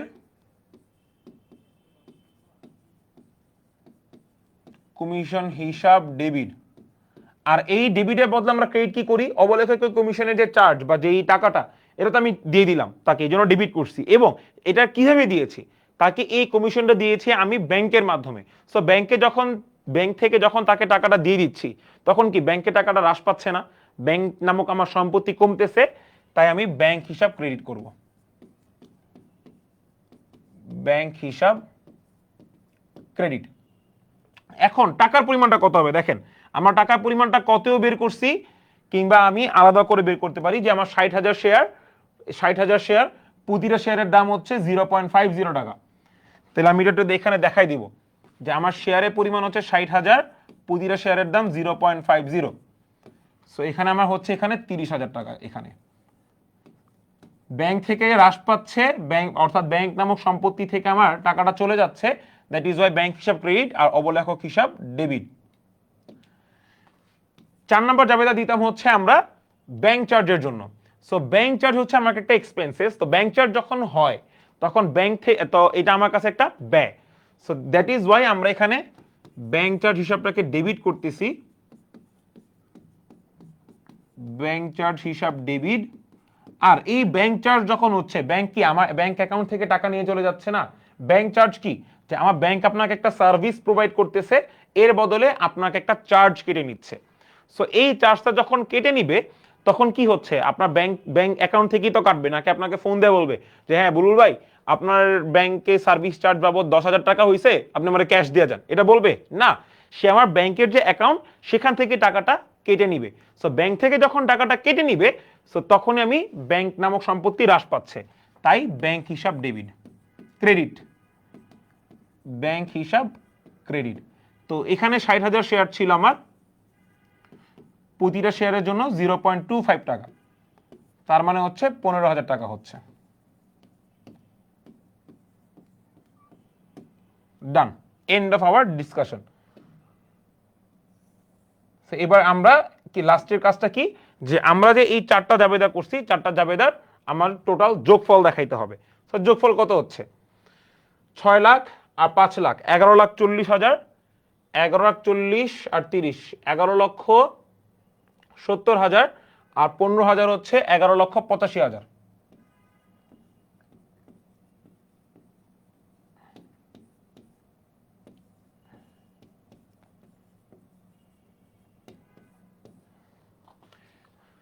এই আমাদের জাবেদা। এইটুক বুঝতে কারো কোনো সমস্যা আছে?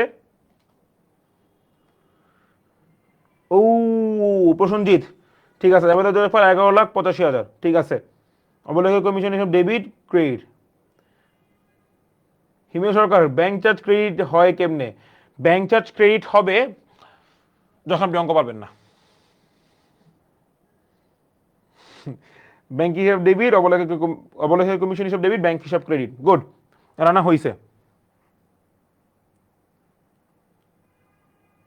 যোগফল দিলেও হবে না দিলেও হবে। শুনেন, আমি আপনাকে একটা কথা প্রথম ক্লাসে বলছি রানা, যোগফলটা দেওয়া ম্যান্ডেটরি না, বাট যোগফলটা দিলে ভালো। It is not mandatory, but অনেক বইয়ে দেখবেন যোগফল দিছে। সো দিতেও পারেন, নাও দিতে পারেন। আমি দিয়ে করে সাধারণত, আমি এদের যোগফল দিয়ে করে। এখন অনেক সময় হয় পরীক্ষার হলে আপনার খুব তাড়াহুড়া, আপনি কোনো মতে জাবেদা দিচ্ছেন, তখন যোগফল দেওয়া দরকার নেই। কিন্তু যদি আপনার কাছে প্রপার টাইম থাকে যোগফলটা দিবেন, এটাই। সো আমি এখানে আরেকটা জিনিস দেখাইতে যাচ্ছি, সেটা হচ্ছে অনেক জায়গায় এই দুইটা জাবেদাকে তারা একত্রে দেখায়। তার মানে অবলেখকের কমিশন এবং ব্যাংক চার্জ, এই দুইটা জাবেদাকে তারা একত্রিত করে একটা জাবেদা দেখাচ্ছে। তো তারা সেটা কিভাবে করতেছে এটা একটু দেখে রাখেন। এই দুই জায়গায় কি অবলেখকের commission debit, bank charge debit না? দুইটা জায়গাতে আমরা লিখব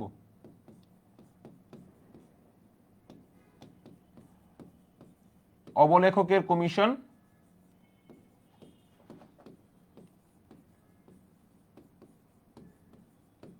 হিসাব ডেবিট,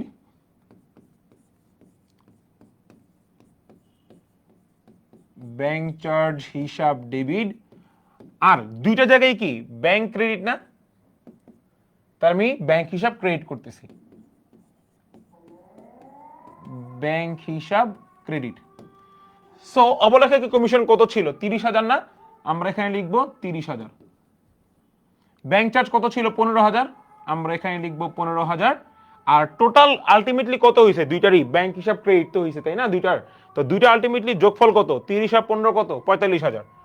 তাহলে আলটিমেটলি এখানে আমরা 45,000 লিখতেছি। আপনি চাইলে এইভাবে দেখাইতে পারবেন, বাট আমি আলাদা করে প্রেফার করি বেশি, যে আপনি একত্রে দেখাচ্ছেন ইটস রাইট, তখন আপনার আবার ব্যাখ্যা দিতে গেলে সমস্যা হয়ে যাবে।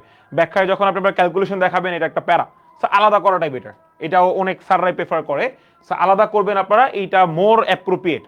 একসাথে করলে যে ভুল তা না, একসাথে করলে হবে, আলাদা করাটা মোর অ্যাপ্রোপ্রিয়েট। আশা করি সবার ক্লিয়ার। আজান দিচ্ছে, আমরা আজানের জন্য একটু সময় বিরতি দিচ্ছি। আজানটা শেষ হলে আমরা আবার ক্লাস শুরু করতেছি।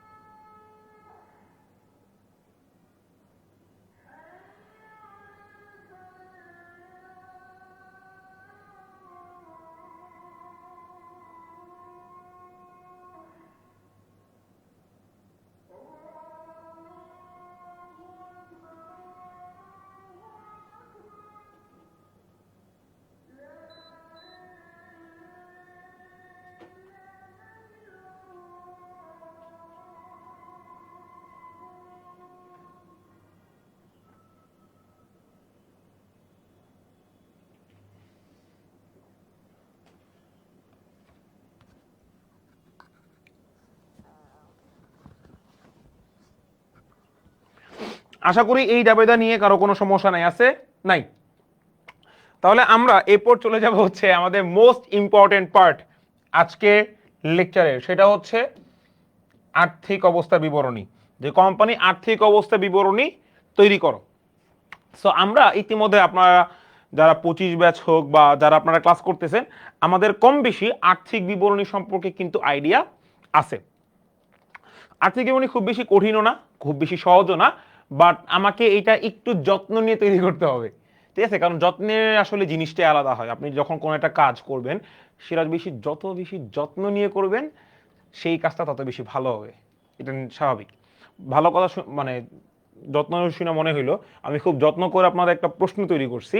আজকে আপনাদের ঠিক 8:30-এ কিন্তু একটা পরীক্ষা আছে। আপনাদের ঠিক 8:30-এ আজকে একটা পরীক্ষা আছে, যেটা যারা গতকালকে লেকচার আমরা যারা করছি, এই গতকালকে লেকচারের উপর আজকে 8:30 খুব ছোট্ট একটা পরীক্ষা। বেশি খুব সময় নেওয়া যাবে না, ঠিক আছে? যদিও আমরা সময় বেশি দিই, এত বেশি সময় নেওয়া যাবে না। 8:30 পরীক্ষায় আপনারা সবাই অংশগ্রহণ করবেন এবং আমাদের মানে নির্ধারিত ওই 1 2 3 যারা হবে তাদেরকে আমরা একটা পুরস্কার দিব। বাট 1 2 3 বাদেও যারা অংশগ্রহণ করবে এবং যাদের জন্য ভালো ভালো নাম্বার থাকবে, তাদের আমার পক্ষ থেকেও পার্সোনাল একটা ট্রিট থাকবে। সো আজকে 8:30 আমার ক্লাস শেষ হওয়ার পর একটু ফ্রেশ ট্রেশ হয়ে খাওয়া দাওয়া করে নিয়ে 8:30-এ পরীক্ষা দিবেন। যারা অবভিয়াসলি পরীক্ষায় ভালো করবেন তারা আমাদের এই সুন্দর টি শার্টটি পাবেন এবং আমাদের এই একটা ডায়েরি পাবেন। এই টি শার্টটা গতকালকে কেন পরেছিলাম, আজকে পরি নেই। মানুষ মনে করবে ভাইয়া এক টি শার্ট 2 দিন পরে আছেন, এই জন্য আর এই টি-শার্ট পরি না। আজকে একটা সুন্দর আকাশি কালারের ঝকঝকে একটা জামা পরে আসছি। আচ্ছা, যাই হোক, সো এটা হচ্ছে আমার কথা। আর ভালো কথা, গতকালকে আপনাদের প্রথমে সম্ভবত আকিবা আকিবা আপনার সর্বপ্রথম আমাকে হোমওয়ার্ক জমা দিছিল। আকিবা প্রীতমজিৎ, এই দুইজন আপনারা ইনশাল্লাহ যোগাযোগ করবেন, মেসেজ দিয়ে দিবেন, আপনাদের আলাদা একটা ট্রিট আছে। আপনারা হোমওয়ার্ক সব ভালো মতো জমা দিচ্ছেন।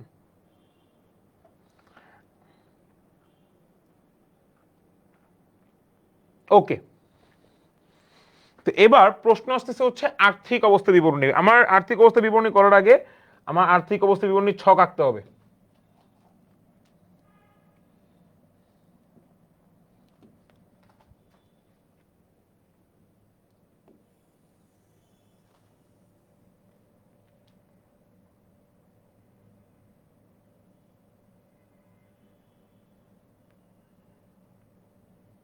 এটুকুর মধ্যে হবে কি আমি ডাউট আছি, না হলে আমরা পরে পিছিয়ে চলে যাবো, কোনো সমস্যা নেই।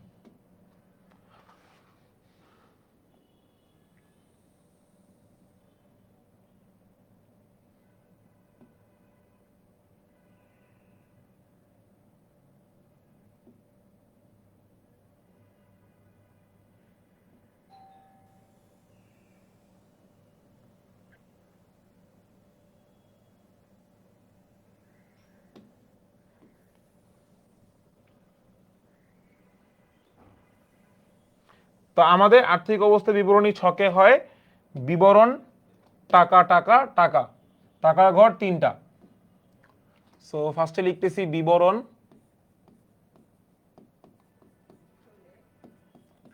টাকা টাকা টাকা। এটা উপরেও ঠিক আপনারা আগের মতো লিখে নেবেন, সুরমা কোম্পানি লিমিটেড আর্থিক অবস্থা, সুরমা কোম্পানি লিমিটেড আর্থিক অবস্থা বিবরণী 31 ডিসেম্বর 2024 সালে সমাপ্ত বছরের জন্য শেষ। 31 ডিসেম্বর 2024 সালের তারিখের জন্য। আচ্ছা, এটা কেন আমরা কেন এই আপনার ওখানে বছর দিলাম? জাবেদা যখন আমরা করছি তখন কিন্তু জাবেদায় আমরা এখানে দিছিলাম সমাপ্ত বছরের জন্য, তাই না? কিন্তু আমরা কেন আর্থিক অবস্থা বিবরণীতে আমরা কেন শেষ তারিখের জন্য বললাম যে আমরা লিখবো 31 ডিসেম্বর 2024 সালে তারিখের জন্য? এটা আপনাদেরকে আরেকদিন বুঝাই দিব। আপনাদের আর্থিক বিবরণী নিয়ে ক্লাস থাকবে, ওই দিন আপনাদের এই কনসেপ্ট আমি একটু ক্লিয়ার করে দিব, সমস্যা নাই। সো আর্থিক অবস্থা বিবরণী যখন আমরা প্রস্তুত করি সবার আগে কি লিখি? সম্পদ সমূহ, সম্পদ সমূহ। তাহলে সম্পদ সমূহের মধ্যে কি কি আছে? প্রথমেই আছে হচ্ছে চলতি সম্পদ।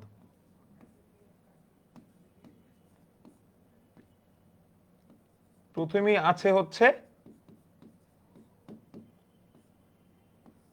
চলতি সম্পদ। চলতি সম্পদের মধ্যে কি আছে? নগদ, ব্যাংক, এরপর প্রাপ্য হিসাব, এগুলা। কিন্তু নগদ এবং প্রাপ্য হিসাব বা সমাপনী মজুদ কিন্তু কিছুই নেই এখানে, শুধুমাত্র একটা হিসাবই আছে, সেটা হচ্ছে ব্যাংক জমা। সেটা হচ্ছে ব্যাংক জমা। এখন ব্যাংক জমার টাকা কত সেটা আমরা বের করবো হচ্ছে আমাদের জাবেদা থেকে। দেখেন জাবেদায় আমার কি প্রথম একটা জাবেদায় কোন কোন জাবেদায় আমার ব্যাংক জমা নিয়ে কথা বলছে। দেখেন আমার এইখানে 1 নম্বর জাবেদায় ব্যাংক নিয়ে কথা বলছে, ব্যাংক এখানে ডেবিট হয়েছে। আমার 2 নম্বর জাবেদায় ব্যাংক নিয়ে কথা বলেনি, 3 নম্বর জাবেদায় আমার ব্যাংক নিয়ে কথা বলছে, ব্যাংক এখানে ক্রেডিট হয়েছে, তার মানে ব্যাংক হিসাব টাকা কমছে। 4 নম্বরে আমার ব্যাংক হিসাব ক্রেডিট হয়েছে, তার মানে ব্যাংকের টাকা কমছে। তাহলে আমার এখানে ব্যাংক এখানে ডেবিট ছিল হচ্ছে 5,40,000। এইখান থেকে আমার দুইটা কিস্তিতে ব্যাংকের টাকা কমছে, একটা হচ্ছে অবলেখকে কমিশন দিয়ে দিছি, আর একটা হচ্ছে ব্যাংক চার্জ দিয়ে দিছি। তাহলে এই 5,40,000 থেকে আমি এই 30,000 এবং এই 15,000 অর্থাৎ 45,000 বাদ দিব। তাহলে যদি 5,40,000 থেকে এই 45,000 বাদ দিই তাহলে কত থাকে বলেন তো একজন?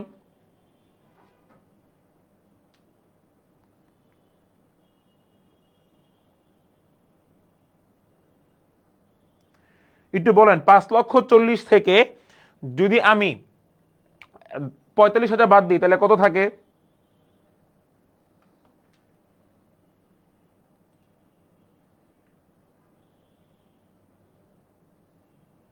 4,95,000।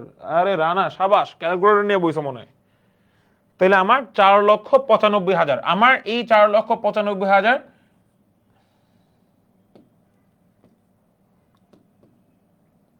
ডিরেক্ট আমি এখানে লিখে দিচ্ছি 4,95,000। তাহলে আমার চলতি সম্পদের মধ্যে আর কিছু নেই। আমার কি কোনো স্থায়ী সম্পদ আছে এখানে? কোনো প্রকার যন্ত্রপাতি, কোনো প্রকার আসবাবপত্র, কিংবা কোনো প্রকার আমার দালান, মানে এনি কোনো প্রকার স্থায়ী সম্পদ আছে? নাই। তাহলে আমরা স্থায়ী সম্পদ হিসাবটা লিখবো না। আমার এখানে কি আপনার আছে কি জানি বলে, কোনো প্রকার প্রাথমিক খরচাবলী, এরপর অবলেখকের কমিশন, ব্যাংক চার্জ, এগুলো কি আছে আমার এই জাবেদায় বা এই অঙ্কে? যদি আমার এই অঙ্কে থাকে তাহলে আমরা অসমন্বিত ব্যয় হিসাবটা লিখবো। আমার কিন্তু এখানে অবলেখকের কমিশনও আছে, আমার এখানে ব্যাংক চার্জও আছে। সো আমি এখানে অসমন্বিত ব্যয় জিনিসটা লিখে রাখবো, অসমন্বিত ব্যয়। তাহলে আমার এখানে অবলেখকের কমিশন,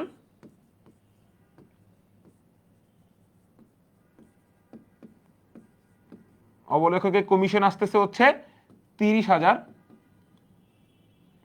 ব্যাংক চার্জ আসতেছে 15,000, আর শেয়ার অবহার আছে আমার। তাহলে শেয়ার অবহার আমার এখানে লিখতে হবে। তো শেয়ার অবহার কত টাকা ছিল দেখেন, আমার এখানে শেয়ার অবহার বাবদ ছিল হচ্ছে 60,000, অবলেখকের কমিশন ছিল 30, ব্যাংক চার্জ ছিল 50। আমি এখানে 30-50 লিখছি, 30 আর 15,000, সরি 30 আর 15,000 লিখছি। অবহার বাবদ আছে আমার 60,000, তাহলে আমি এখানে 60,000 আনতেছি। আমার এখানে আর কোনো হিসাব নাই, সো আমার এখানে ডাটা ক্লোজ, হিসাব ক্লোজ। তো আমি এবার এই 4,95,000 সাথে এই 30,000, এই 15,000 এবং এই 60,000 আমি যোগ করে দেখাবো। সো একটু যোগ করে কত হয় আমাকে একটু বলেন তো। হ্যাঁ রানা আপনি আগে দিয়েছেন, হ্যাঁ আপনি আগে দিয়েছেন, আমি দেখেছি। বলেন এটা যোগ করলে কত হয়?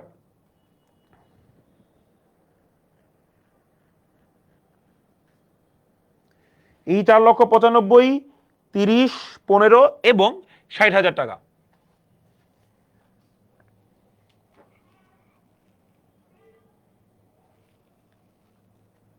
কত হয়? আরে রানা ভাই তুই আমারে মাইরালা। দেখেন 4,95,000 সাথে এই 30, এই 15, এই 60, এই তিনটাই যোগ করবেন। তিনটে তো সম্পদের মধ্যে, এই চারটাই তুমি যোগ করে দিব। আরে ভাই 4,95,000 আর 15,000 কত? 5,10,000। 5,10,000 আর 30 কত 5,40,000, 5,40,000 আর 60 কত 6 লাখ। আমার এখানে 6 লাখ টাকা আসতেছে। এই 6 লাখটাকে আমরা বলবো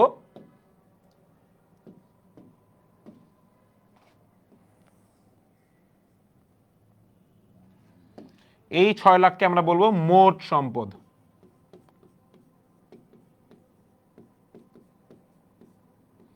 এই মোট সম্পদ পর্যন্ত সবার ক্লিয়ার?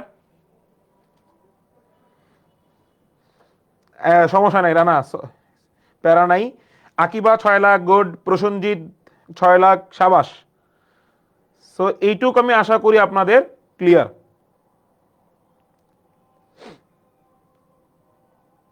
আচ্ছা, এবার আমরা এই যে সম্পদ সমূহ এটার সাথে আমরা আপনার দায় এবং মালিকানা সত্ত্ব সমূহগুলো যোগ করে দেখব এই 6 লাখ হয় কিনা। দায় এবং মালিকানা সত্ত্ব যোগ করে যদি 6 লাখ হয় আমার অ্যান্সার কারেক্ট, যদি 6 লাখ না হয় আমার অ্যান্সার ভুল। সো এইখানে আর জায়গা হচ্ছে না, সো দ্যাট ইজ ওয়াই আমি পরবর্তী একটা ছকে চলে যাচ্ছি। এখানে গেদাগেদি করে লাভ নেই, আপনারা যখন করবেন অবশ্যই নিচে নিচে করবেন, ঠিক আছে? আপনারা এখানে আবার এই গেদাগেদি করে করতে যাবেন না, দরকার নাই তোমার। আর একজন প্রশ্ন করেছিলেন ভাইয়া আর্থিক অবস্থা বিবরণীতে কি 2টা ছক দিলে হয় না? না ভাইয়া, আপনাকে আর্থিক অবস্থা বিবরণীতে টাকার ছক 3টাই দিতে হবে। একটা ভালো প্রশ্ন, এই যে 3টা ছক দিই টাকার, এই 3টা ছকের মধ্যে প্রথম ছককে কি বলে? কে উত্তর দিতে পারবে? এই প্রথম ছকটাকে কি বলে? কে উত্তর দিতে পারবে? আর্থিক বিবরণীর এই 3টা ছকের মধ্যে প্রথম ছককে কি বলা হয়?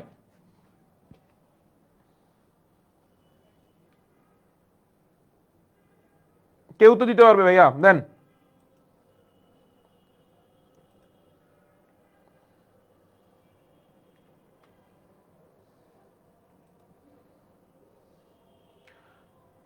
দেখি আমি একটু ওয়েট করি।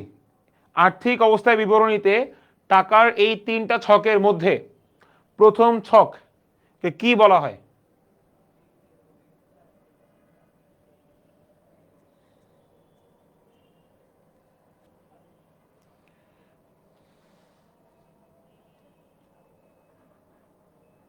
আরে টাকা, আরে ভাই টাকাই তো লিখি, কিন্তু নাম কি? এটাকে বলা হয় ইনার কলাম। এটাকে কি বলা হয়? Inner column. ইনার কলাম আমরা সাধারণত আর্থিক অবস্থায় বিবরণীতে বা বিশদায় বিবরণীতে ব্যবহার করি ক্যালকুলেশন করার জন্য। এটা মাথায় রেখে দিবেন। আচ্ছা সই। তাহলে এবার আমরা আসি হচ্ছে দায় ও শেয়ার হোল্ডারদের সত্ত্ব।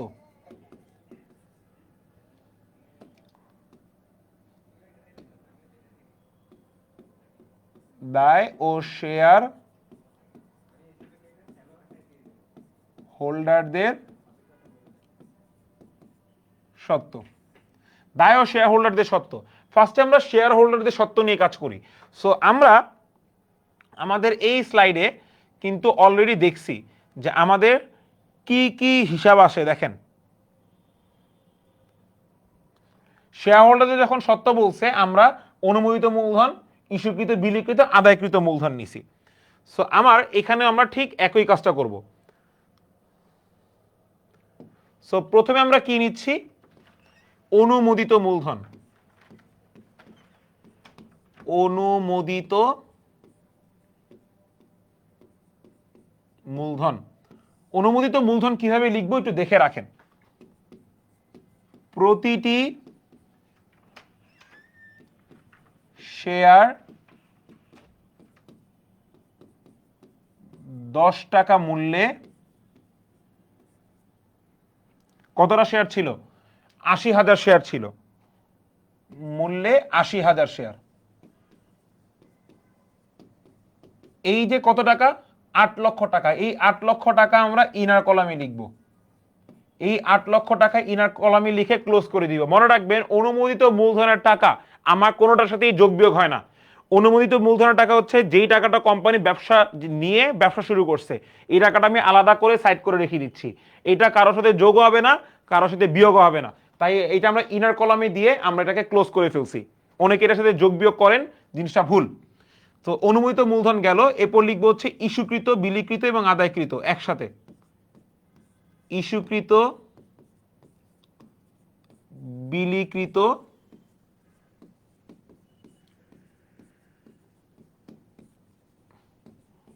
ও আদায়কৃত মূলধন। এটা আমরা কিভাবে লিখবো? প্রতিটি কত টাকা করে বলেন, কত টাকা ধরে? 100 টাকা, 10 টাকা না 9 টাকা, কোনটা ধরবো বলেন? নাকি বা কেউ কখনো বলে না ভাই আজকে বলে দিছে, সমস্যা নাই। আমাকে একটু বলেন আমরা প্রতিটি শেয়ার কয় টাকা করে ধরবো?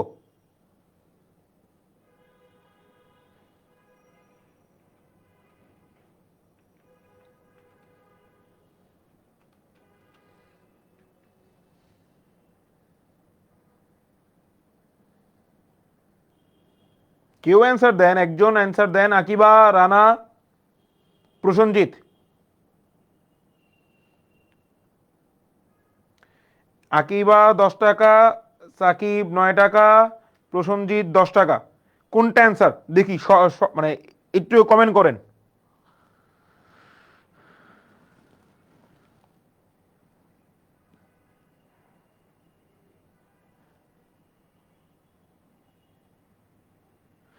আমরা মনে রাখবেন, আমরা সাধারণত ইস্যুকৃত মূলধন, আমরা সাধারণত মূলধনে যেই টাকা ধরছি আমরা সেই টাকা ধরেই এখানে টাকার পরিমাণটা লিখবো।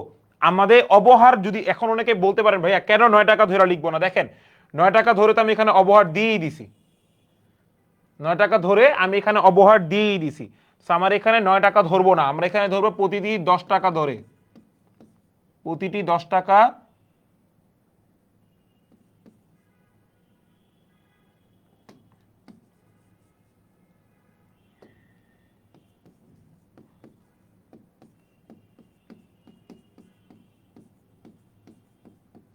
10 টাকা ধরে মোট 60,000 শেয়ার,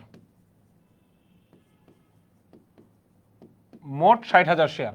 তাহলে প্রতিটি শেয়ার যদি 10 টাকা করে হয় এবং 60,000 শেয়ার হয়, তাহলে আমার অ্যান্সার দাঁড়াচ্ছে কত? 6 লক্ষ টাকা।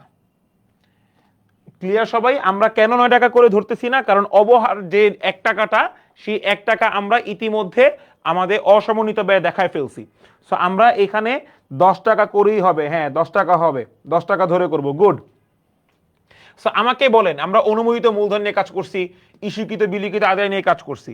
আমাদের আরেকটি হিসাব ছিল সঞ্চিতি উদ্বৃত্ত। কোনো প্রকার যদি সঞ্চিতি বলা থাকতো বা কোনো প্রকার যদি আমার শেয়ার অধিহার বলা থাকতো, তখন আমরা এটা সঞ্চিতি বা উদ্বৃত্তে নিতাম, কিন্তু এরকম কোনো কিছু আমার বলা নাই।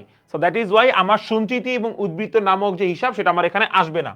সো আমার শেষ হিসাবটা হচ্ছে এই 6 লাখেরই হিসাব। সো 6 লাখ যদি ক্লোজ করে দেই, তাহলে আমার ফাইনাল অ্যান্সার দাঁড়াচ্ছে 6 লক্ষ টাকা। কোনো প্রকার কি ভাই আমার কাছে দায় আছে যে প্রদেয় হিসাব বা বন্টন হ্যান ত্যান, কোনো প্রকার কি আমার কাছে দায় আছে? যদি আমার কাছে কোনো প্রকার দায় না থাকে, তাহলে আমার দায় হিসাবও নাই, প্রদেয় হিসাবও নাই, ব্যাংক জমাতিরিক্ত নাই, ব্যাংক ঋণও নাই, কোনো হিসাব নেই। সো আমি দায়ের হিসাব টানতেছি না। সো এই 6 লাখই হবে আমার মোট হিসাব। সো এটাকে আমরা বলবো মোট দায়, মোট দায় ও শেয়ার হোল্ডারদের সত্ত্ব, মোট দায় ও শেয়ার হোল্ডারদের সত্ত্ব। আমাকে একটু বলেন এই দুইটার অ্যান্সার কি তাহলে মিলছে? মোট সম্পদ 6 লাখ, মোট সম্পদ 6 লাখ এবং মোট দায় ও মালিকানা সত্ত্ব 6 লাখ, অ্যান্সার মিলছে। আর্থিক অবস্থা বিবরণী কারেক্ট। আলহামদুলিল্লাহ, আমরা অশেষ রহমতে আল্লাহর আর্থিক বিবরণীটা শিখে ফেললাম। এটা নিয়ে কারো কোনো প্রশ্ন থাকলে একটু জিজ্ঞাসা করতে পারেন।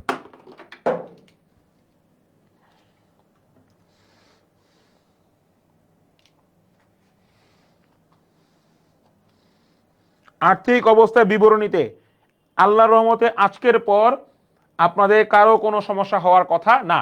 কারো যদি কোনো ক্ষুদ্র থেকে ক্ষুদ্রাণু কোনো প্রশ্ন থাকে জিজ্ঞাসা করেন।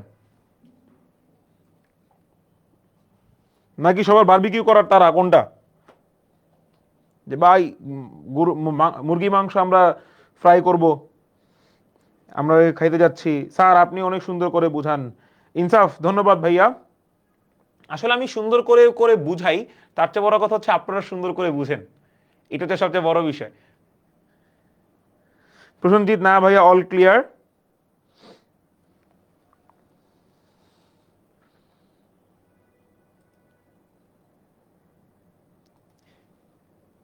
আচ্ছা, কারো কোনো সমস্যা নেই? ওকে ফাইন, আলহামদুলিল্লাহ, আমাদের আর্থিক অবস্থা বিবরণী শেষ। সো আমরা একটা বোর্ডে একটা এমসিকিউ দেখব। এমসিকিউটা আমি আশা করি আপনারা পারবেন, এত প্রেশার নেওয়ার কিছু নাই। সো এমসিকিউ একটু পড়তেছি আমি, একটু শুনেন আপনারা। বলছে জয়া কোম্পানি লিমিটেড প্রতিটি 10 টাকা মূল্যের 10,000 শেয়ার নিবন্ধিত হলো। কোম্পানি শেয়ার বিক্রয়ের বিবরণী প্রচারের সাথে সাথেই 12,000 আবেদন গ্রহণ করলো। এখানে একটু দেখবেন প্রশ্নটা একটু ট্রিকি। এই যে একটা এমসিকিউ আছে, এই এমসিকিউটা একটু ট্রিকি। কেন ট্রিকি দেখেন, খুবই বেসিক একটা জিনিস এখানে। সেটা হচ্ছে 10 টাকা মূল্যে সে 10,000 শেয়ার নিবন্ধিত করছে এবং সে করার সাথে সাথেই সে 12,000 শেয়ারের আবেদন পেয়ে গেছে। কিন্তু এখানে আমাকে অতিরিক্ত আবেদন হ্যানত্যান বা কতটুকু ইস্যু করছি, কতটুকু অনুমোদিত, ইস্যুকৃত, বিলিখিত, আমার হ্যানত্যান কিন্তু কিছুই বলা নাই। সো এইটাই হচ্ছে ভাই এখানকার ট্রিক্স। আপনাকে অনেক সময় এরকম ডিরেক্ট কোশ্চেন দিয়ে দিবে যে 10,000 মূল্যের মানে 10 টাকা মূল্যের 10,000 শেয়ার নিবন্ধিত, 12,000 আবেদন পেয়েছে। তার মানে হচ্ছে ভাইয়া কিছু যেহেতু বলা নাই, এই 10,000 সম্পূর্ণই আমি বিলি করছি, মানে এই 10,000 আমি সম্পূর্ণই কি করছি, ইস্যু করছি, এবং এই 10,000-এর বিপরীতে আমি 12,000 শেয়ারের আবেদন পাইছি। শেষ। অনেক সময় এগুলো করা থাকে, আপনারা মনে করতেন পারেন ভাইয়া 10,000 এখানে নিবন্ধন হয়েছে, তাইলে আমার ইস্যুকৃত কত, আমি আবেদন পড়ছে কত, এরা কনফিউজ হওয়ার কিছু নেই। এই প্রশ্নগুলো করেই কনফিউজ হওয়ার জন্য। সো আমি 10,000 শেয়ার নিবন্ধিত হয়েছে, যেহেতু আমার ইস্যুকৃত করার কথা কিছু বলে নাই, তার মানে 10,000 আমি ইস্যু করছি এবং 12,000 আবেদন পাইছি। End of discussion. এটা হচ্ছে সবচেয়ে ইজিয়েস্ট, মানে একটা ইজিয়েস্ট প্রশ্ন, বাট একটু ট্রিকি। এখন আমাকে বলছে মোট অনুমোদিত মূলধনের পরিমাণ কত। তাহলে আমাকে একটু বলেন তো, মোট অনুমোদিত মূলধনের পরিমাণ কত? এই সবাই অ্যান্সার দিয়ে দিছে 1 লাখ 1 লাখ 1 লাখ। হ্যাঁ, কারণ অনুমোদিত মূলধনের পরিমাণ কেমনে বের করছি?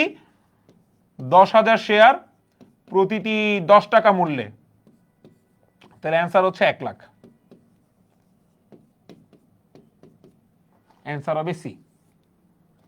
সাবাস। আচ্ছা, সো আমি 1 নাম্বার পারছি। 2 নাম্বার ছিল সেম প্রশ্ন। 2 নাম্বার আমাকে বলছে যে কোম্পানি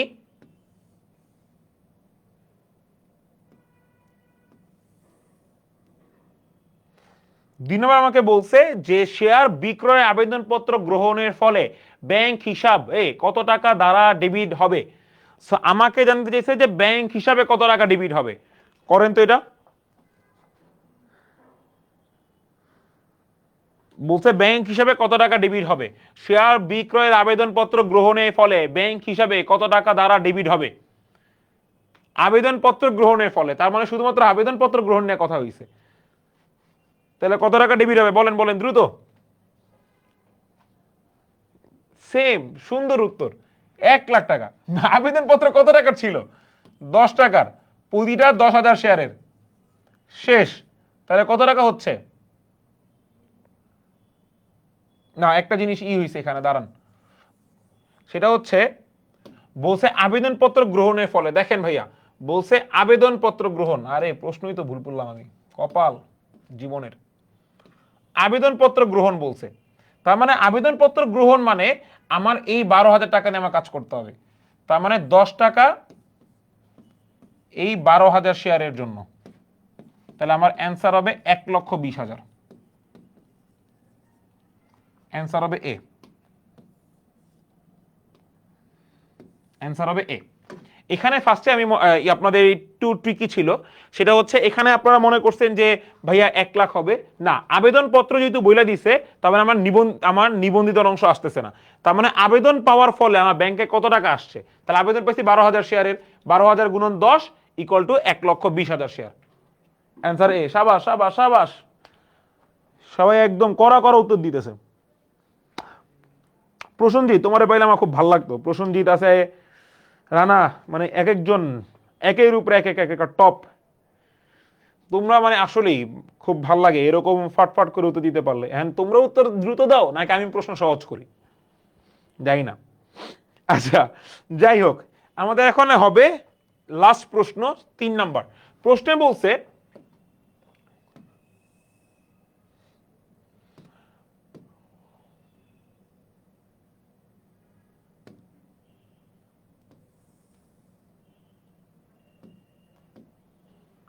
আমাকে প্রশ্ন বলছে যে জয়া কোম্পানি লিমিটেডের জাবেদার যোগফল কত হবে।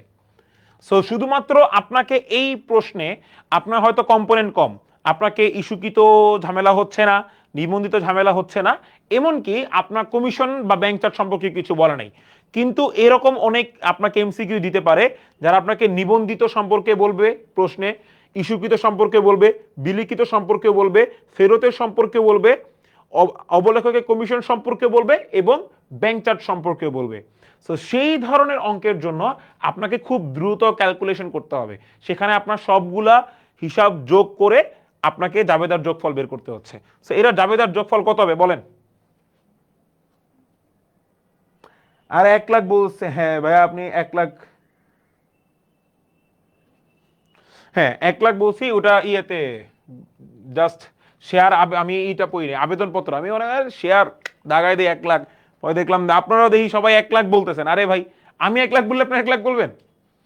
আচ্ছা, সো একটু বলেন এটা অ্যান্সার কত হবে? 3 1,20,000। একটু চিন্তা করে অ্যান্সার দেন।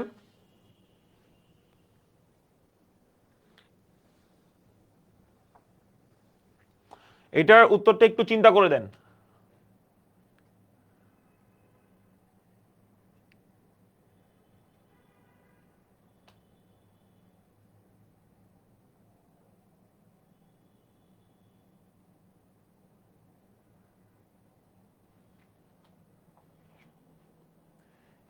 ম্যাক্সিমাম বলতেছেন বি, 1,20,000। ভাইয়া জাবেদার যোগফল জানতে চাইছে।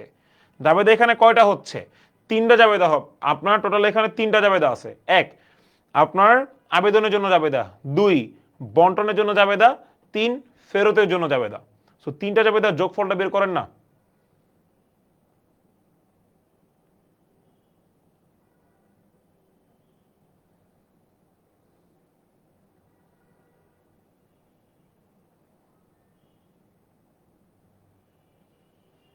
দেখেন আমি আপনাদের এই অঙ্কটা একটু করাই দিচ্ছি, বুঝতে পারছি।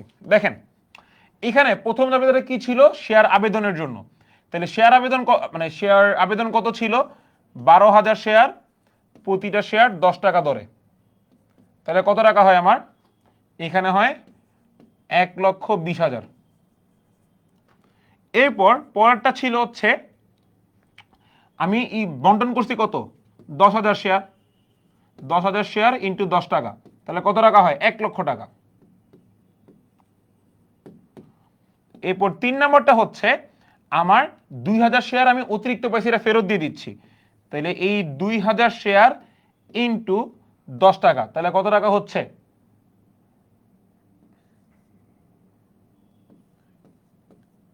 20,000।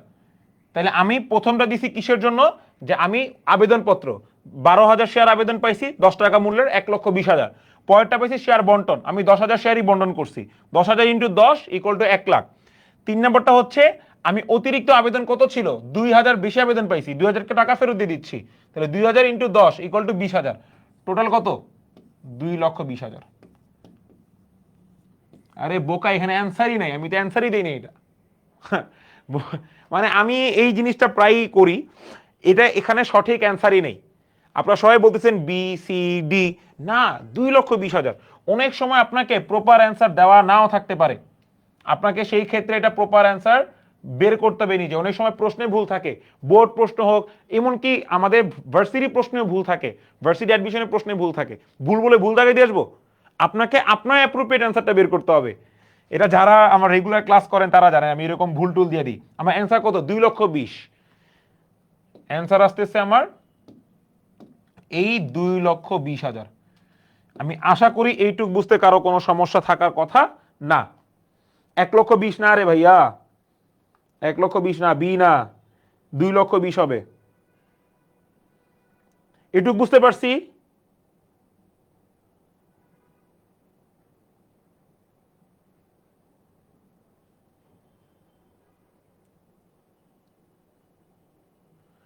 এই অঙ্কটা একটু ট্রিকি ছিল। এই অঙ্কটা বুঝতে কোনো সমস্যা আছে কারো? একটু রেসপন্স করেন।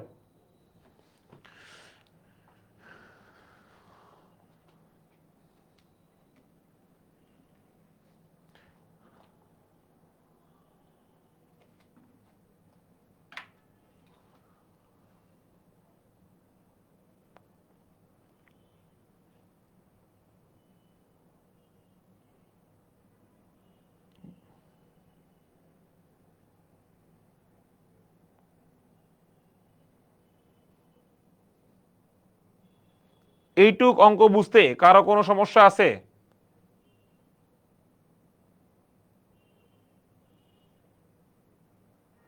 আরে দূর, আমি কি যে হইলো বুঝলাম না। আজকে আমি এত ই করতেছি, 2,40,000 হবে।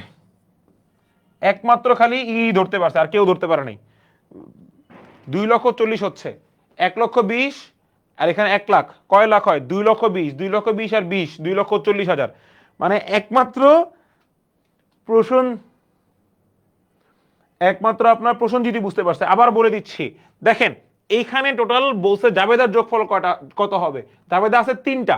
1 নম্বর জাবেদারা হচ্ছে আমার ইয়েতে, প্রথমটা হচ্ছে শেয়ার আবেদন গ্রহণ করছি। শেয়ার আবেদনের জন্য শেয়ার আবেদন কত পড়ছিল? 12,000 শেয়ার। 12,000 শেয়ারের মূল্য কত? 10 টাকা করে, 1,20,000 হচ্ছে। 2 নম্বর জাবেদা দিচ্ছি শেয়ার বন্টন বা শেয়ার বিলিকরণের জন্য। শেয়ার বিলি করছি কতটা? 10,000 শেয়ার।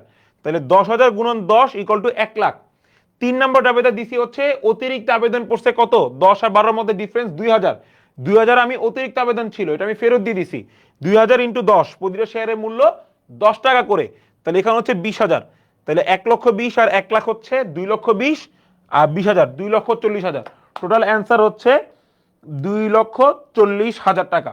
আশা করি এইটা নিয়ে কারো আর কোনো সমস্যা থাকার কথা না।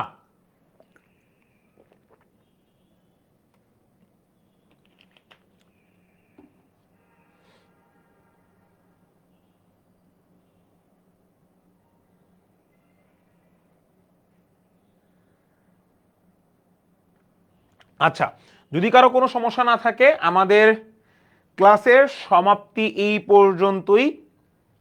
আপনাদের সাথে দেখা হবে হয়তো নতুন কোনো ক্লাসে, নতুন কোনো টপিক নিয়ে। আজকে আমাদের বছরের শেষ দিন, এবং বছরের শেষ দিনে আপনাদের অ্যাকাউন্টিং এর পক্ষ থেকে অনেক অনেক শুভকামনা। এবং আপনাদের ইনশাল্লাহ, আপনাদের যদি রেসপন্স ভালো থাকে, আমাদের আরও এরকম লাইভ ক্লাস এবং আমরা প্লে লিস্টেরও কাজ করতেছি। আপনাদের অ্যাকাউন্টিংয়ের প্রত্যেকটা অধ্যায়ের আলাদা আলাদা প্লে লিস্ট আমাদের ফেসবুক পেজেও থাকবে এবং ইউটিউবে থাকতেছে। সো এখান থেকে আপনারা কোনো একটা নির্ধারিত অধ্যায় নিয়ে যদি সমস্যা থাকে, সেই সমস্যা আমাদের সাথে আলোচনা করতে পারেন বা সেই অধ্যায়গুলো দেখতে পারেন। এবং আপনাদের প্লে লিস্টে কোন অধ্যায়টা সবচেয়ে বেশি দরকার, যে ভাইয়া এই অধ্যায়টা আমাদের প্লে লিস্টে দিলে সবচেয়ে বেশি ভালো হয়, সেটা হচ্ছে আমাদেরকে একটু জানাই দিবেন আমাদের কমেন্ট করে বা আমাদের পোস্ট করে। আমরা সেই অধ্যায়ের উপর কাজ করব আপনাদের প্লে লিস্ট বানানোর জন্য। সো হ্যাপি নিউ ইয়ার সবাইকে। আপনাদের জন্য সবাইকে রইল শুভকামনা। ফিয়ামানিল্লাহ। এবং the sunset is beautiful isn't it, তার মানে কি জানেন? যে তার মানে হচ্ছে I love you but I am letting you go now, only for now. আমি আপনাদেরকে সবাইকে ভালোবাসি, কিন্তু আজকের জন্য আমাদের ক্লাসের সমাপ্তি এইখানেই। দেখা হবে হয়তো পরবর্তী কোনো একটা ক্লাসে। সবাইকে নতুন বছরের শুভকামনা। Happy new year. আসসালামু আলাইকুম।